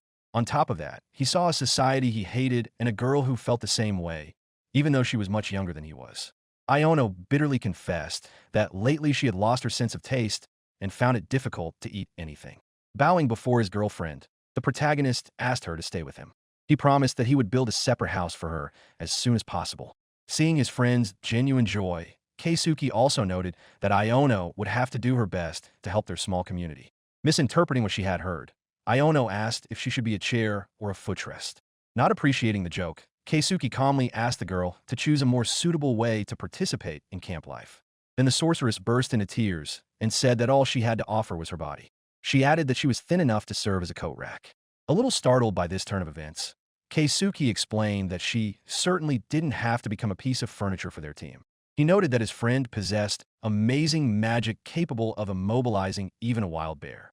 Smiling, Keisuke also reminded her that the sorceress knew how to hide and keep various objects in the shadows. Taking the girl by the hand, the protagonist firmly stated that she was amazing in her own right. Blushing with embarrassment, Iono remarked that her companion was somewhat exaggerating her merits. However, he insisted that Iono would indeed be able to be of great help thanks to her unique magical abilities. Then Iono promised that she would do her very best for the team, and for Keisuke in particular. A short while later, Iono was already sipping a warming drink and happily remarked that now she wouldn't have to suffer in the forest due to constant hardships and deprivation. The protagonist decided to remind her again that an elf also lived in the camp, and as soon as Mishra returned, he would definitely introduce them. Embarrassed, the sorceress asked if a stranger was a dark elf or something of that sort. Keisuke explained that Mishra is a supreme magical being. As it turned out, Iono hadn't asked this out of the blue. She had begun to feel an unusual pressure of light emanating from the mention of the elf. Keisuke asked if the girl would like to help him prepare dinner. Glancing gratefully at her new acquaintance, Iono instantly agreed to the offer. Using the new kitchen utensils, the protagonist managed to cook river fish, fresh watercress salad, and aromatic camp fish soup. Smelling the amazing aroma of the dishes, Iono remarked that for the first time in 4 years, she would be eating something truly delicious. Hearing this, Keisuke asked what the girl had been eating all this time. Iono described how she used to eat overcooked porridge or fish, and the chicken was often so overcooked that it resembled charcoal. From the sorceress's stories, Keisuke realized that even at the royal court, they served a great many such tasteless dishes. Iono also mentioned that fruit was considered the most delicious dessert, but demand was so high that it disappeared from the shelves just as quickly as it appeared. Glancing at her plate, Iono was surprised to find that she had already eaten everything. Apologizing, she timidly asked for seconds. Showing complete understanding, Keisuke remarked that a growing body requires more food. Watching his satisfied girlfriend, he felt he had done the right thing. Pointing to the tent, Keisuke said he had nothing else to offer for lodging tonight. He explained that there wasn't a separate bed yet, but he had laid a soft musubi cloth over the wool to make it comfortable and warm. Smiling, Iono exclaimed that she was more than satisfied with it. She thought it was far better than a hut, and now she definitely wouldn't be cold. Keisuke explained that cold usually comes from the ground, while heat comes from above, so it's always important to lay something down for insulation when sleeping on the ground. Noticing his companion's surprise, the young man asked again, "How did you manage to live in the forest up until now?" Iono explained that she used to wrap herself in a dark mist, tuck herself into a blanket, and simply sleep soundly, without worrying about such details. At that moment, Keisuke realized that his friend had already gone through many difficult trials at such a young age. Wishing the girl good night, Keisuke noted that the area around the house was protected from monsters, so she could sleep completely soundly. Calling out to the young man, Iono warmly thanked him for everything he had done for her. In response, the protagonist also expressed his gratitude for her amazing stories about this world. However, Iono suddenly trembled.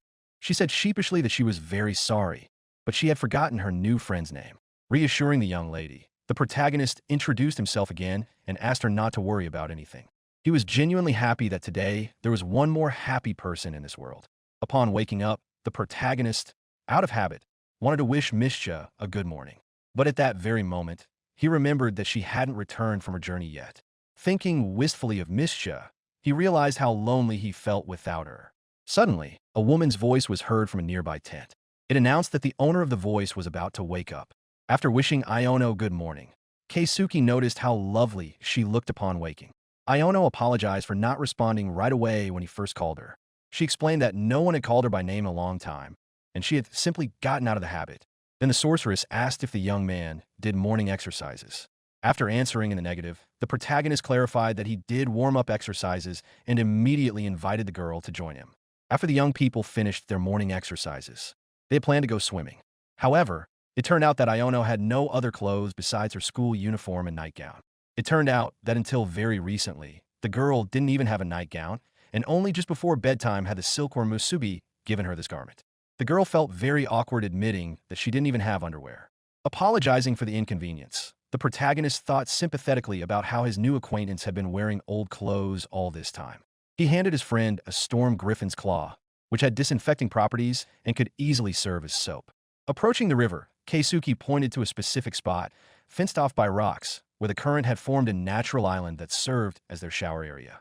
Musubi was so tired that he hadn't been able to prepare special bathing clothes for Iono, and the girl, left without them, hesitated, not knowing what to do.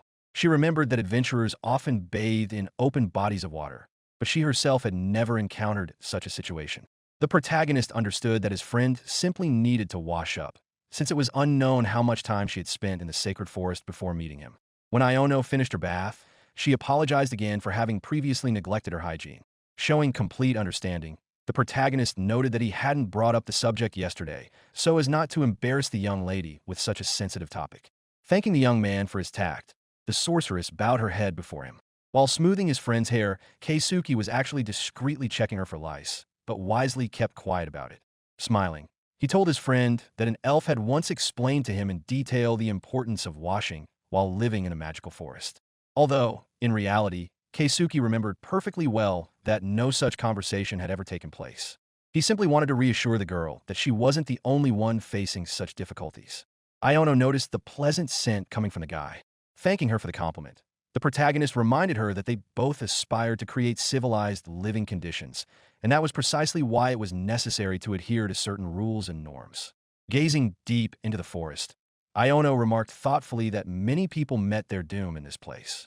After a while, Keisuke reflected on the need to level the ground for the construction of a new hut.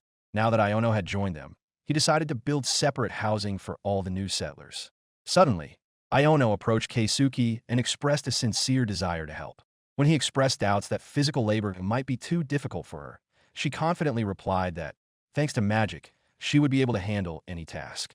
The girl demonstrated her skills in storing items in shadows and influencing it. She also mentioned that she could create weightlessness. Impressed by such unique abilities, Keisuke said he would gladly accept help from such a charming friend. When the guys got to work, Iono brought in logs, and Keisuke stripped the bark off them and cut them into planks. He placed the finished materials in the shade, and Iono stored them in her own shadow storage. Even with the tools, the whole process took several hours, but Iono helped save a lot of time and energy thanks to her magic. After praising his friend, Keisuke said they should keep up the good work and maintain their impressive efficiency. A few hours later, the protagonist noted with satisfaction that everything was almost ready and that his friend would soon have a home of her own. Sitting down on the logs, Iono asked for a short break. Glancing at the girl's exhausted face, Keisuke realized he'd gotten a bit carried away with the construction and hadn't noticed her fatigue. During the break, Keisuke pondered the nature of weightlessness. He realized that many people mistakenly believe that with it, you can lift anything with your pinky finger, but in reality, the mass of objects doesn't disappear anywhere. Even if you effectively reduce the weight to zero, inertia and mass remain the same. Keisuke understood that it didn't take much strength to hold a weightless object, but if you needed to push it or move it with acceleration, everything changed completely. Pointing his finger at the board, he asked his friend to bring the necessary object. Watching the process, Keisuke realized that Iono wasn't getting tired from using magic per se, but specifically from the physical interaction with weightless objects. So he suggested that Iono use her magical tentacles to move heavy materials. The suggestion was met with great enthusiasm, and the girl immediately took her friend's advice. The work went much faster, and the young people managed to erect the foundation of the outer wall and the frame of the future house. It turned out that Iono was able to control her tentacles with her fingertips, without straining at all despite the weight of the wood. When the house was finally built, Iono exclaimed with delight that her friend was a true artist. In response, the protagonist remarked that of the two of them, only the girl was a true sorceress. Thanking him for his work, Iono explained that dark magic is truly an amazing skill and compared their collaboration to the use of construction equipment. Standing at the entrance to her own home, Iono had no idea how to react to the overwhelming emotions flooding her. Feeling genuine joy, Keisuke remarked that his friend had done a wonderful job. Hearing this, Iono was taken aback and asked him to repeat himself. The young man confirmed without a shadow of a doubt that without the sorceress's help, he would never have been able to build another house so quickly. When Iono finally realized that the praise was well-deserved, she felt very pleased, and a slight blush touched her cheeks. Thanks to a balanced diet, Iono began to feel much better. For dinner, the young man prepared a fragrant bear roast, since Iono had thoughtfully brought the necessary ingredients with her after the hunt. After dinner, Iono thanked her friend from the bottom of her heart. Stroking the silkworm, the protagonist reflected on the fact that Mischa was returning tomorrow. He was about to introduce the girls to each other, and he hoped they would get along. Keisuke was very optimistic, knowing that Mischa was an extremely understanding girl, and that no problem should arise. It never even crossed his mind that the situation could lead to a conflict.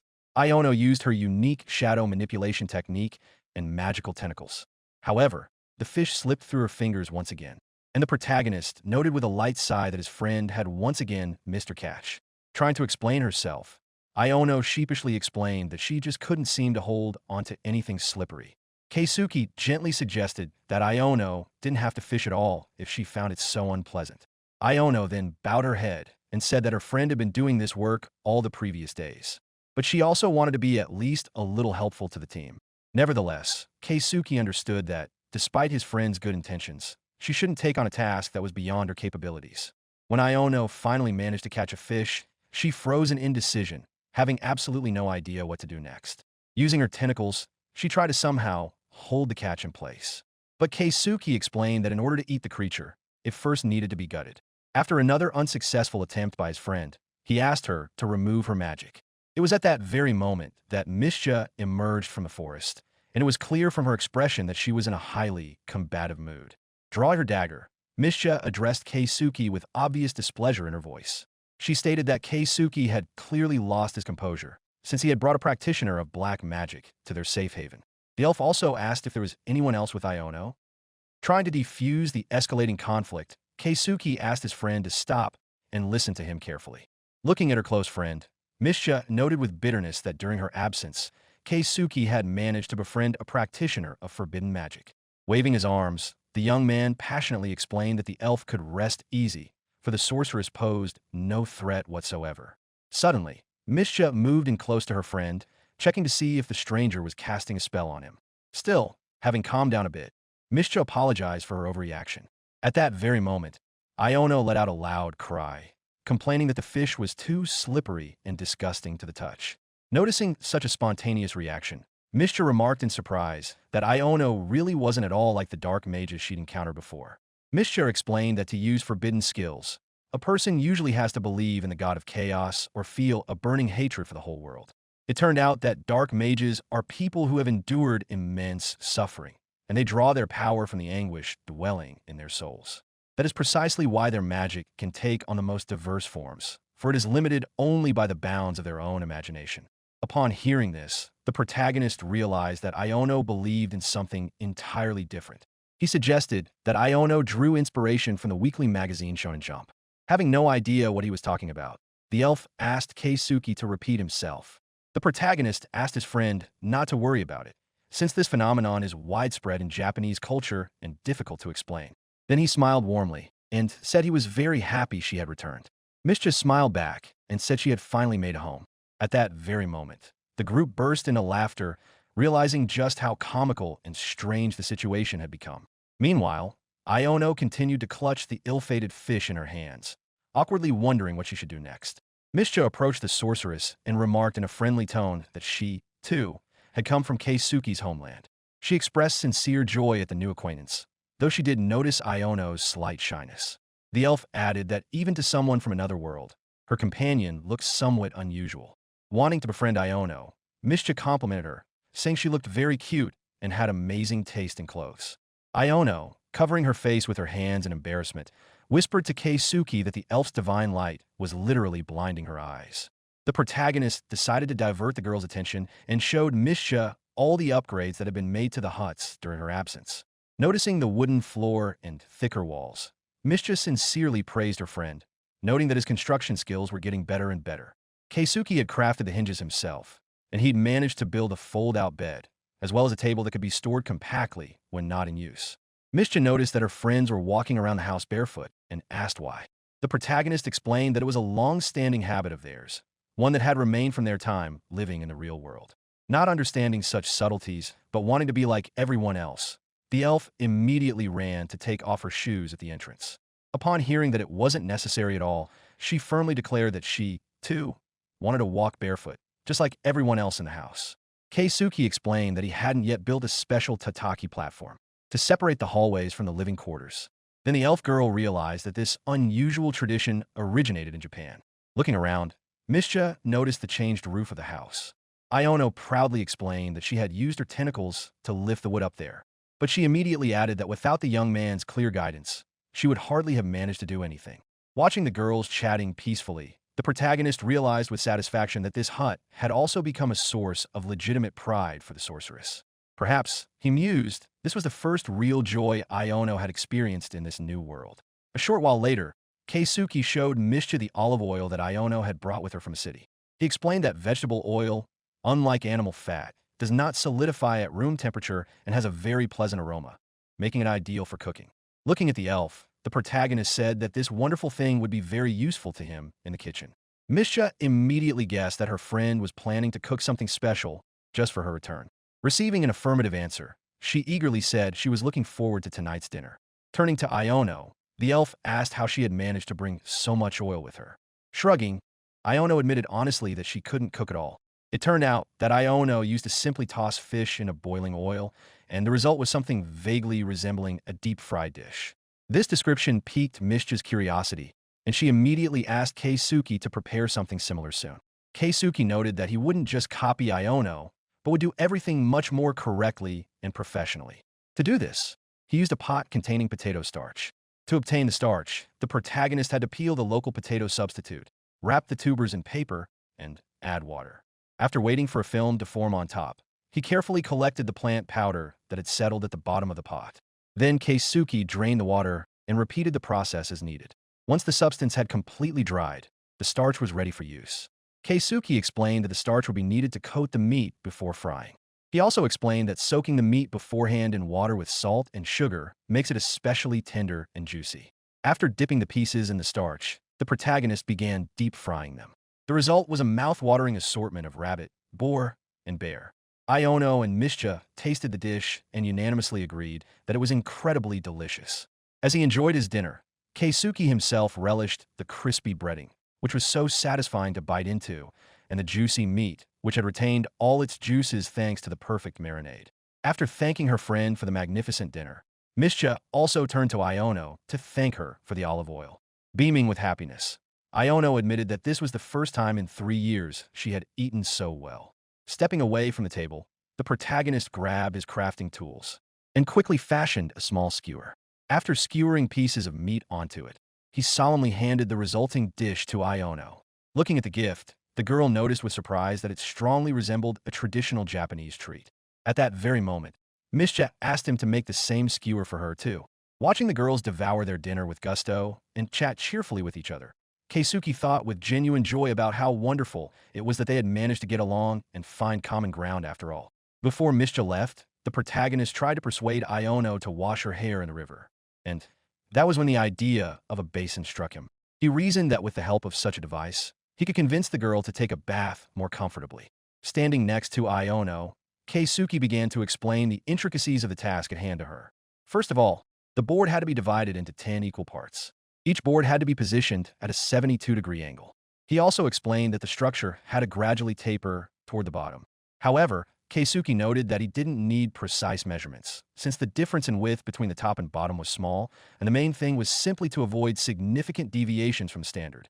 Getting to work, Keisuke gave the boards a slightly rounded shape and pressed them tightly together to make it easier to adjust the angle of inclination. After joining the pieces, Keisuke noted with satisfaction that even such a complex joint could be made using traditional tools. He knew that the boards needed to be tightly bound with rope so that they would fit together better. Next, the protagonist trimmed off all the excess material. I carefully planed the wood, and he installed the bottom in its proper place. When he finished, he decided to pour some water into the tub to test it. Iono carefully held the finished product in her hands, then reported with satisfaction that everything was in perfect order. Delighted with his new invention, Keisuke reflected on how the population of their small community was growing, and his desire to create something new only grew stronger with each passing day. Thinking about tools and materials, he involuntarily turned his attention to the girls bathing. In the morning sunlight, they looked even more beautiful and carefree. Meanwhile, Mishka shared her impressions, noting that the new silk shirts felt surprisingly pleasant against the skin during their bath. Chigusa agreed with this opinion, and suddenly she announced that she could see a fish in the water. Instantly activating her magical tentacles, Iono dived into the depths. The elf, sensing something was wrong, anxiously called out to Keisuke for help. When they managed to pull the girl ashore, Mishka explained that the sorceress had most likely been attacked by a subspecies of evil slime. This slime could have been attracted by dark magic, which is rarely found in the sacred forest. The protagonist realized that the slime, though translucent, had pounced on its prey right in front of everyone, and noted that Iono should have been more cautious. In response, Mishka objected that there was no need to make a fuss.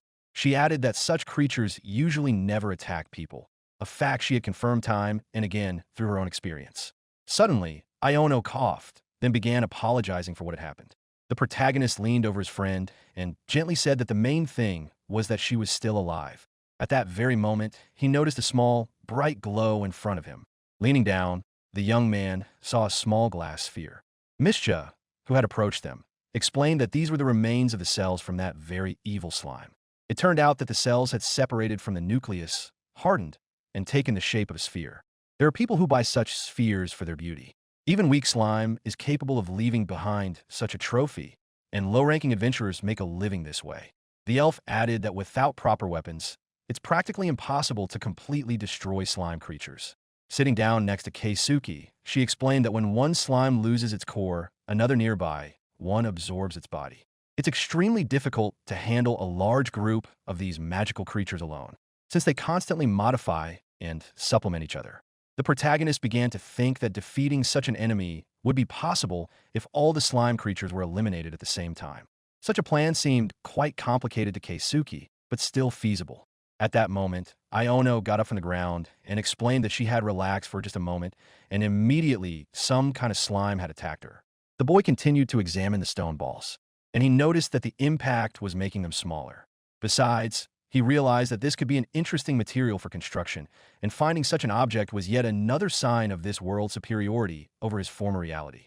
Meanwhile, Mishka was explaining to her friend that you shouldn't use dark magic while bathing in an open body of water. At the same time, their pet Ukitama brought another animal, just like it, into the house. The elf was very pleased, because, in her opinion, you can never have too many animals. The new pet was named Katama, and yet, the protagonist admitted that at first glance, he couldn't tell the new animals apart at all. Smiling, Mishka said that in that case, they should go back inside, and she would make sure Keisuke could tell them apart. A few minutes later, she tied satin ribbons around Makis and Kotama's necks. Suddenly, Mishka heard Iono mutter under her breath that bows were an exclusively girly hobby. Feeling a little offended, the elf asked her friend what exactly she meant. The sorceress immediately began to apologize. However, Mishka pointed out that ribbons could be used for more than just bows. They might also come in handy while hunting. Iono then asked why. In that case, her friend had used ribbons specifically, and she hurried to add that she hadn't meant anything bad by it.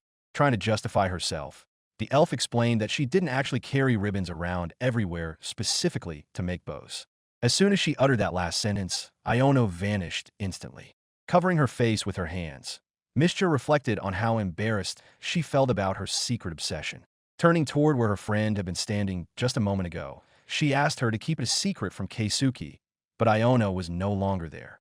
Suddenly, she heard a puppy barking and Keisuke's voice asking it to be quiet. The protagonist admitted that he had seen and heard everything. He was very ashamed of having eavesdropped unintentionally, and he sincerely apologized. Blushing with embarrassment, Mishka let out a loud gasp. Then Keisuke gently said that he thought tying bows was a very cute activity. He added that if you like something, you shouldn't be ashamed of it. Keisuke explained that he used to have a hobby that wasn't exactly suited for an office environment, but he kept doing what he loved regardless. Feeling a little shy, Keisuke admitted that this hobby made his girlfriend much cuter. Mishka was very happy to hear those words, but she noticed that it wasn't fair to just flirt with a girl like that. Calling her puppy over, she set off on hunt. Left alone, the protagonist thought he hadn't understood a thing, and that girls really can be very complicated sometimes. Meanwhile, Walking through the sacred forest, Iono was thinking about how terribly unlucky she was. She was afraid she would really upset Keisuke when he found out she had gone into the forest without him. As an apology, she planned to give him a beautiful flower. Iono was seriously afraid that she would be kicked out of the house in the forest. Suddenly, she spotted Keisuke. He was once again thinking about improvements for their home. Running up to her friend, Iono leaned down and solemnly handed him the magical flower, and at the same time asked him to let her stay at the camp. The main character explained that he wasn't angry with her at all, and that she had nothing to apologize for. However, he immediately added that he had just remembered they had everything they needed to make Japanese concrete. It turned out that the clay concrete used to reinforce the floor was often called royal in ancient times. After hearing the suggestion, Iono asked if her friend could make this material on his own. Without hesitation, Keisuke replied that if he had red clay, slaked lime, gravel, and eggshells, it would definitely work. Then Iono said she could find a bird's nest and get some eggs. She also wondered if there would be a dish for dinner made from this ingredient. The young man replied that one had to be careful with wild eggs, as they might be fertilized. When he began to explain to the girl in detail the entire process of how chicks hatch from eggs, she suddenly burst into tears, declaring that she would never be able to eat chicken again. Apologizing, the guy admitted his fault, since he had described the rather unpleasant process in too vivid detail. It took Iono a while to calm down. A few minutes later, the protagonist returned to the discussion of concrete. He believed that having open space around the house was good, but you always had to be prepared for rain and bad weather. Iono noticed that her companion was a big fan of thinking through all sorts of details. Smiling, Keisuke explained that it was important to him that the food be delicious and the place be comfortable and cozy. He added that if you don't pay attention to the little things, the food will taste like sand. Taken aback by such serious preparation, the sorceress noted that her friend had a very responsible attitude toward the world. Confirming her words, the protagonist said that Iono should also feel at home in her own house. Embarrassed, the sorceress agreed with her friend, and she asked what kind of little house he had built in miniature. The protagonist explained that he had originally wanted to build a shrine for a statue of a goddess, but since he didn't have any concrete, he decided to stick with something simple for now, just to practice. Besides, he needed to practice before taking on a major construction project. Keisuke admitted that he considered himself a dreamer who enjoyed doing things like this. And this is great practice at home. Unexpectedly, an elf approached the young people. With a smile, she remarked that the little house turned out very cute. Iono told her friend that Keisuke was practicing before building a real mansion. Inspired by the story, Mischa asked where her room would be. Just then, Makis barked, and Mischa remembered why she had come. She reported that she had defeated a fairly large magical beast and now needed help. Keisuke asked Iono to go with her and carry the creature to the river, while he said he would come later. The girls left. Left alone, the protagonist began to wonder what exactly to make for dinner. And then, out of nowhere, a very soft and quiet female voice rang out, welcoming him back. Turning around, he noticed that the door to the miniature shrine was open.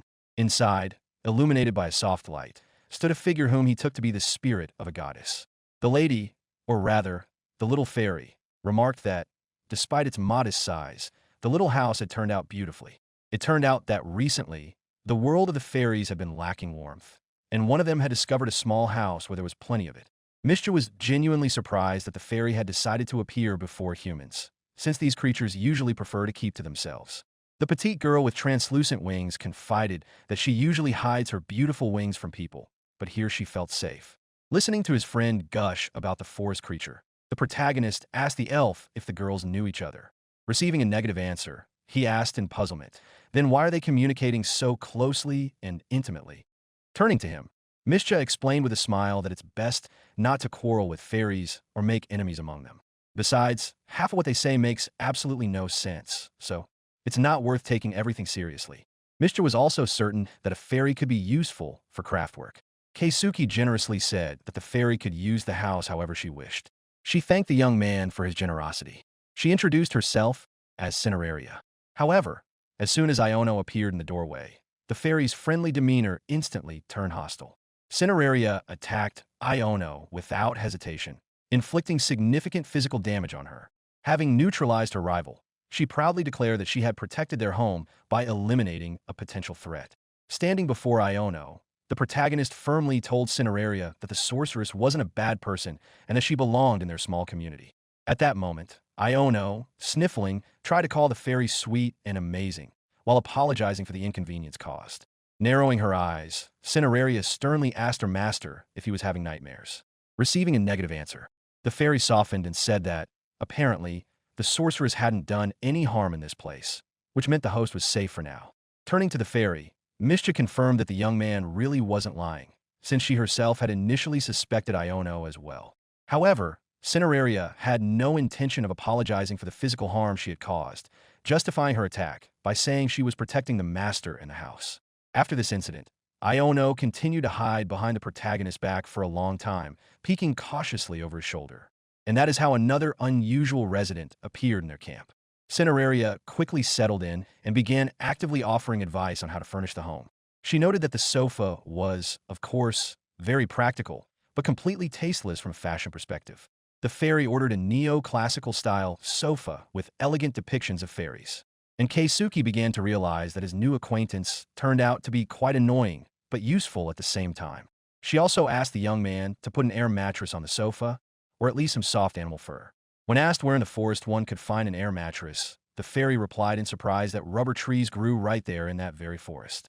Stunned by this revelation, Keisuke admitted that he had no idea about this before. He also noted that thanks to the silkworm Musubi, they now had fabric, and everything should work out. Raising her hands to the sky, Cineraria declared with great pathos that creatures from the very age of the gods dwell in the sacred forest. There's a vast array of useful plants here, and the entire forest is literally filled with high-quality resources.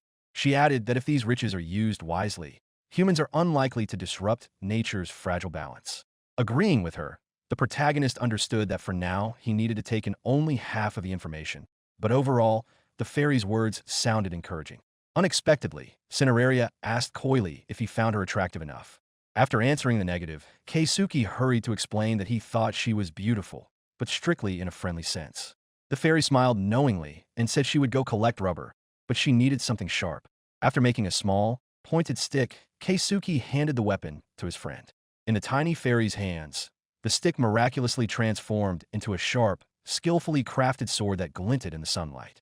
Before flying away, the girl asked her friend to be sure to make her a nice bed.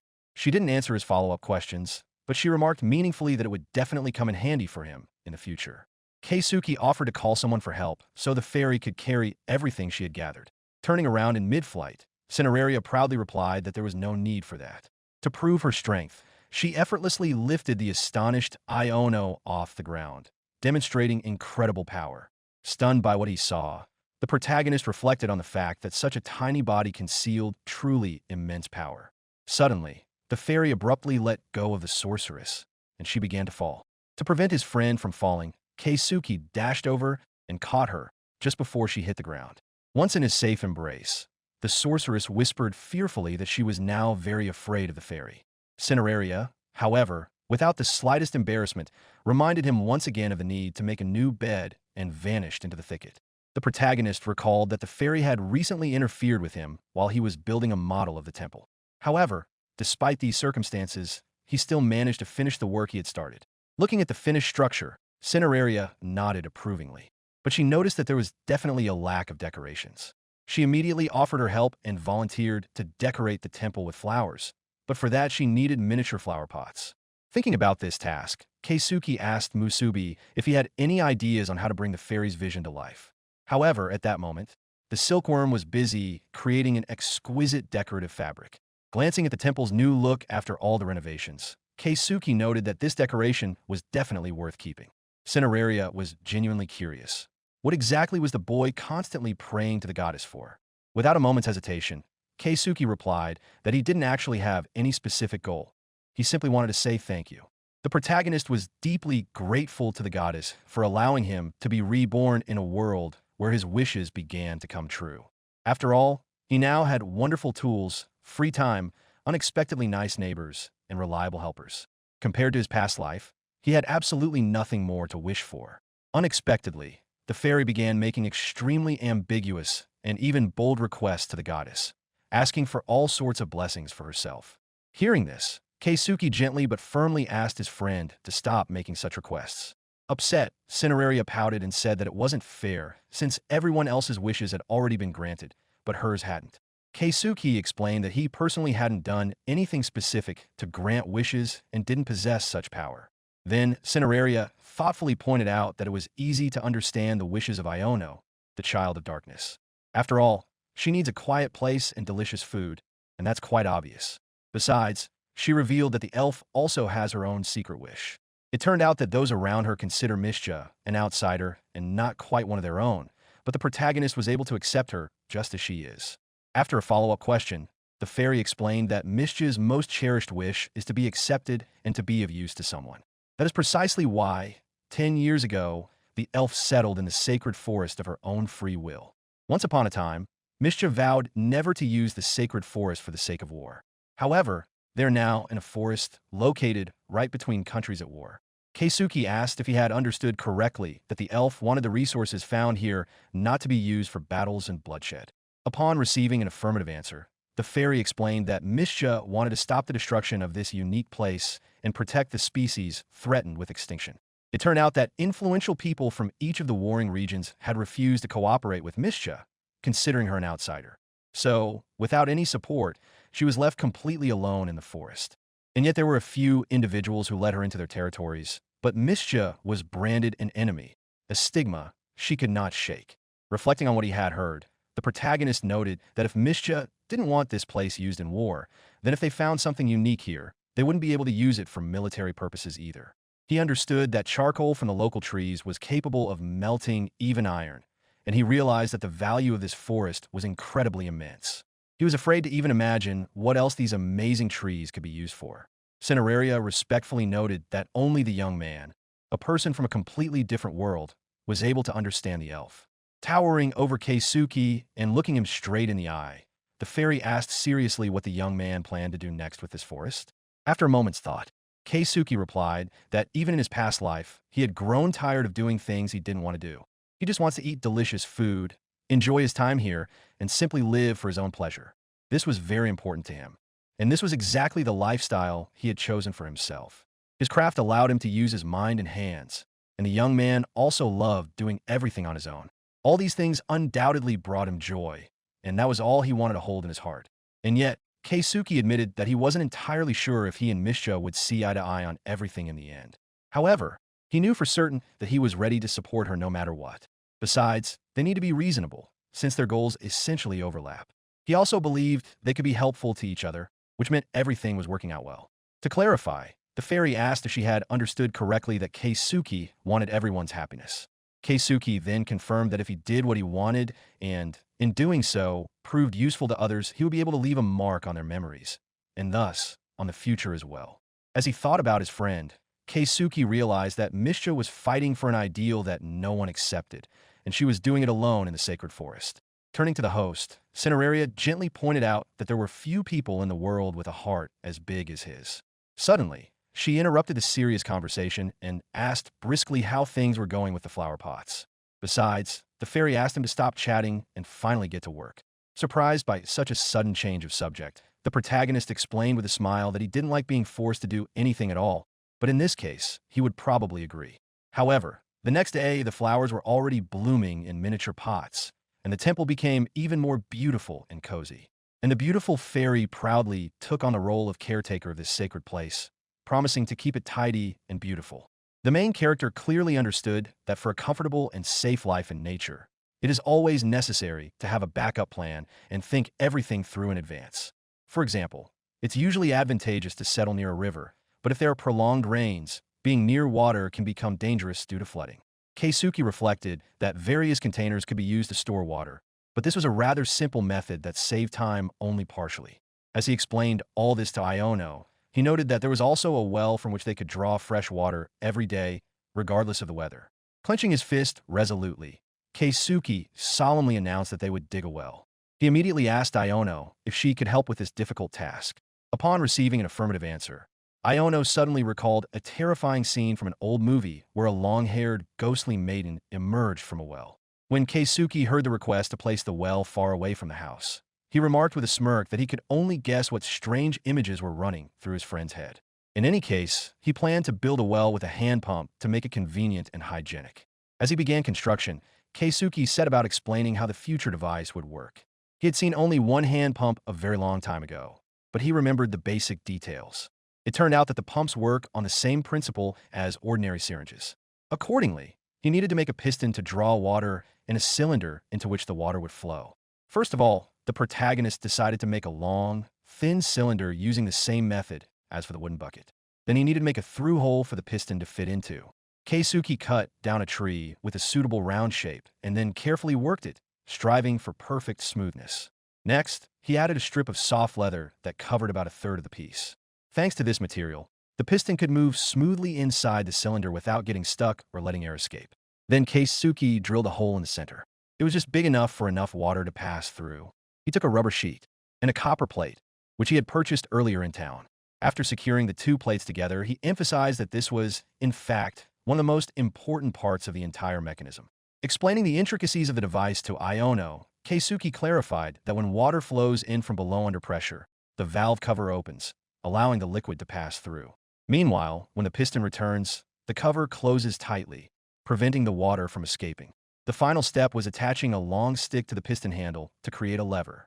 When the mechanism was completely ready, Keisuke asked his friend to conduct the first tests. Turning his creation over in his hands and examining it closely, the protagonist noted with satisfaction that nothing seemed to be leaking, and all the parts work in harmony. Next, he needed to make the rest of the pump parts and then securely anchor the entire structure to the ground. Once all the preliminary construction stages were complete, the hand pump took shape. However, the work wasn't finished yet, as Keisuke mentioned that one more important element was needed. Noticing the questioning look on Iono's face, the young man explained that another valve was used inside the pump to create a continuous flow. He also pointed out that this was necessary to ensure the water rose all the way to the top without interruption. By that point, Keisuke had already cut the board to the right size and drilled a round hole in the center. Next, he had to carefully trim the edges of the hole and attach a strip of elastic rubber there. When the additional valve was ready, the young man explained with satisfaction that the device could now seal the openings tightly when necessary and would move both up and down, creating the necessary pressure. He also pointed out that the disc on the bottom had a special shape and wouldn't slip out of the opening until it reached a certain height. Still, Iono noticed that her friend looked a little worried and tense. Then the protagonist honestly admitted that he hadn't been entirely confident in his abilities at first and had doubted whether he could pull off such a complex design. But nevertheless, everything worked out thanks to the goddess's help and her blessing. During lunch, Iono asked when exactly they would tackle the hardest part of the job and start digging the ground to install the pump. Keisuke explained that before that, they needed to make a special casing for the pipe to protect it from soil pressure. And that's exactly when he would need his girlfriend's active help. After the guy had whittled a stick to the right size and shape, together with the girl, they began tightly wrapping a sheet of sturdy bark around the stick, layer by layer. After securing the bark with sturdy ropes, the young man carefully removed the stick and was left with a finished hollow pipe. Thanks to the amazing properties of the craft, time seemed to stand still for the bark, and the tube would now not rot over time and would be able to withstand the weight of the earth. By that point, Iono had already finished her part of the preparatory work. After thanking her, the young man noted that they would need about 4 more meters of such prepared tubes to reach the aquifer.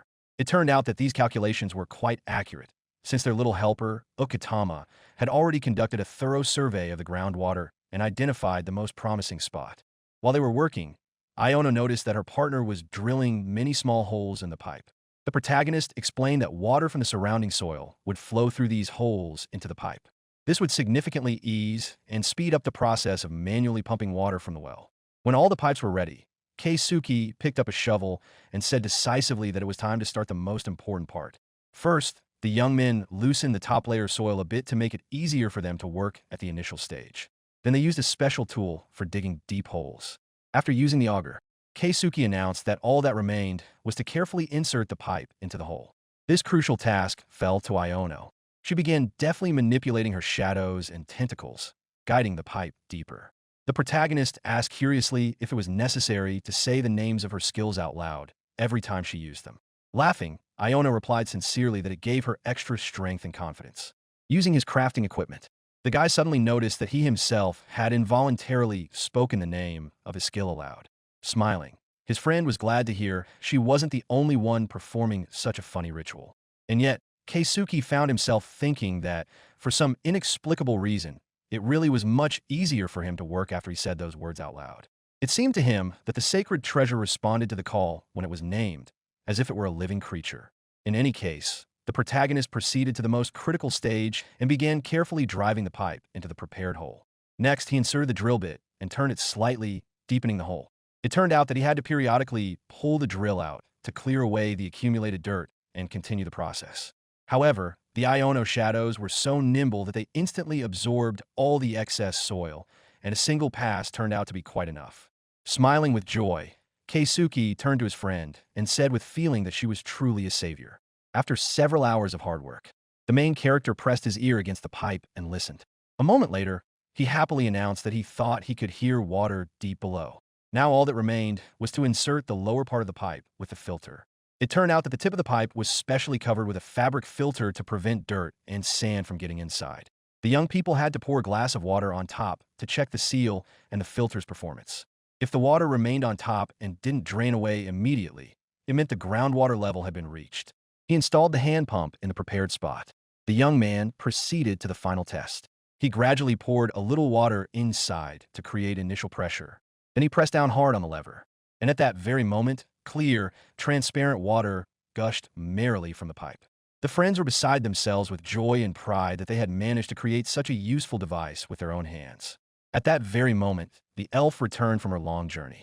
She froze in surprise upon seeing that her friends had managed to dig a well so quickly and efficiently and install a complex pump. And yet, Misha immediately wanted to wash her face with the fresh well water and asked Keisuke to bring her a towel. When the protagonist walked away to fulfill her request, he suddenly heard a noise and turned around. It turned out that Iono had accidentally collapsed from exhaustion. The sorceress sheepishly noted that she had worn herself out too much during the construction, but the result was definitely worth it. To be continued. Thanks for watching. Write your feedback in the comments. If you like the story, please like and subscribe. See you soon.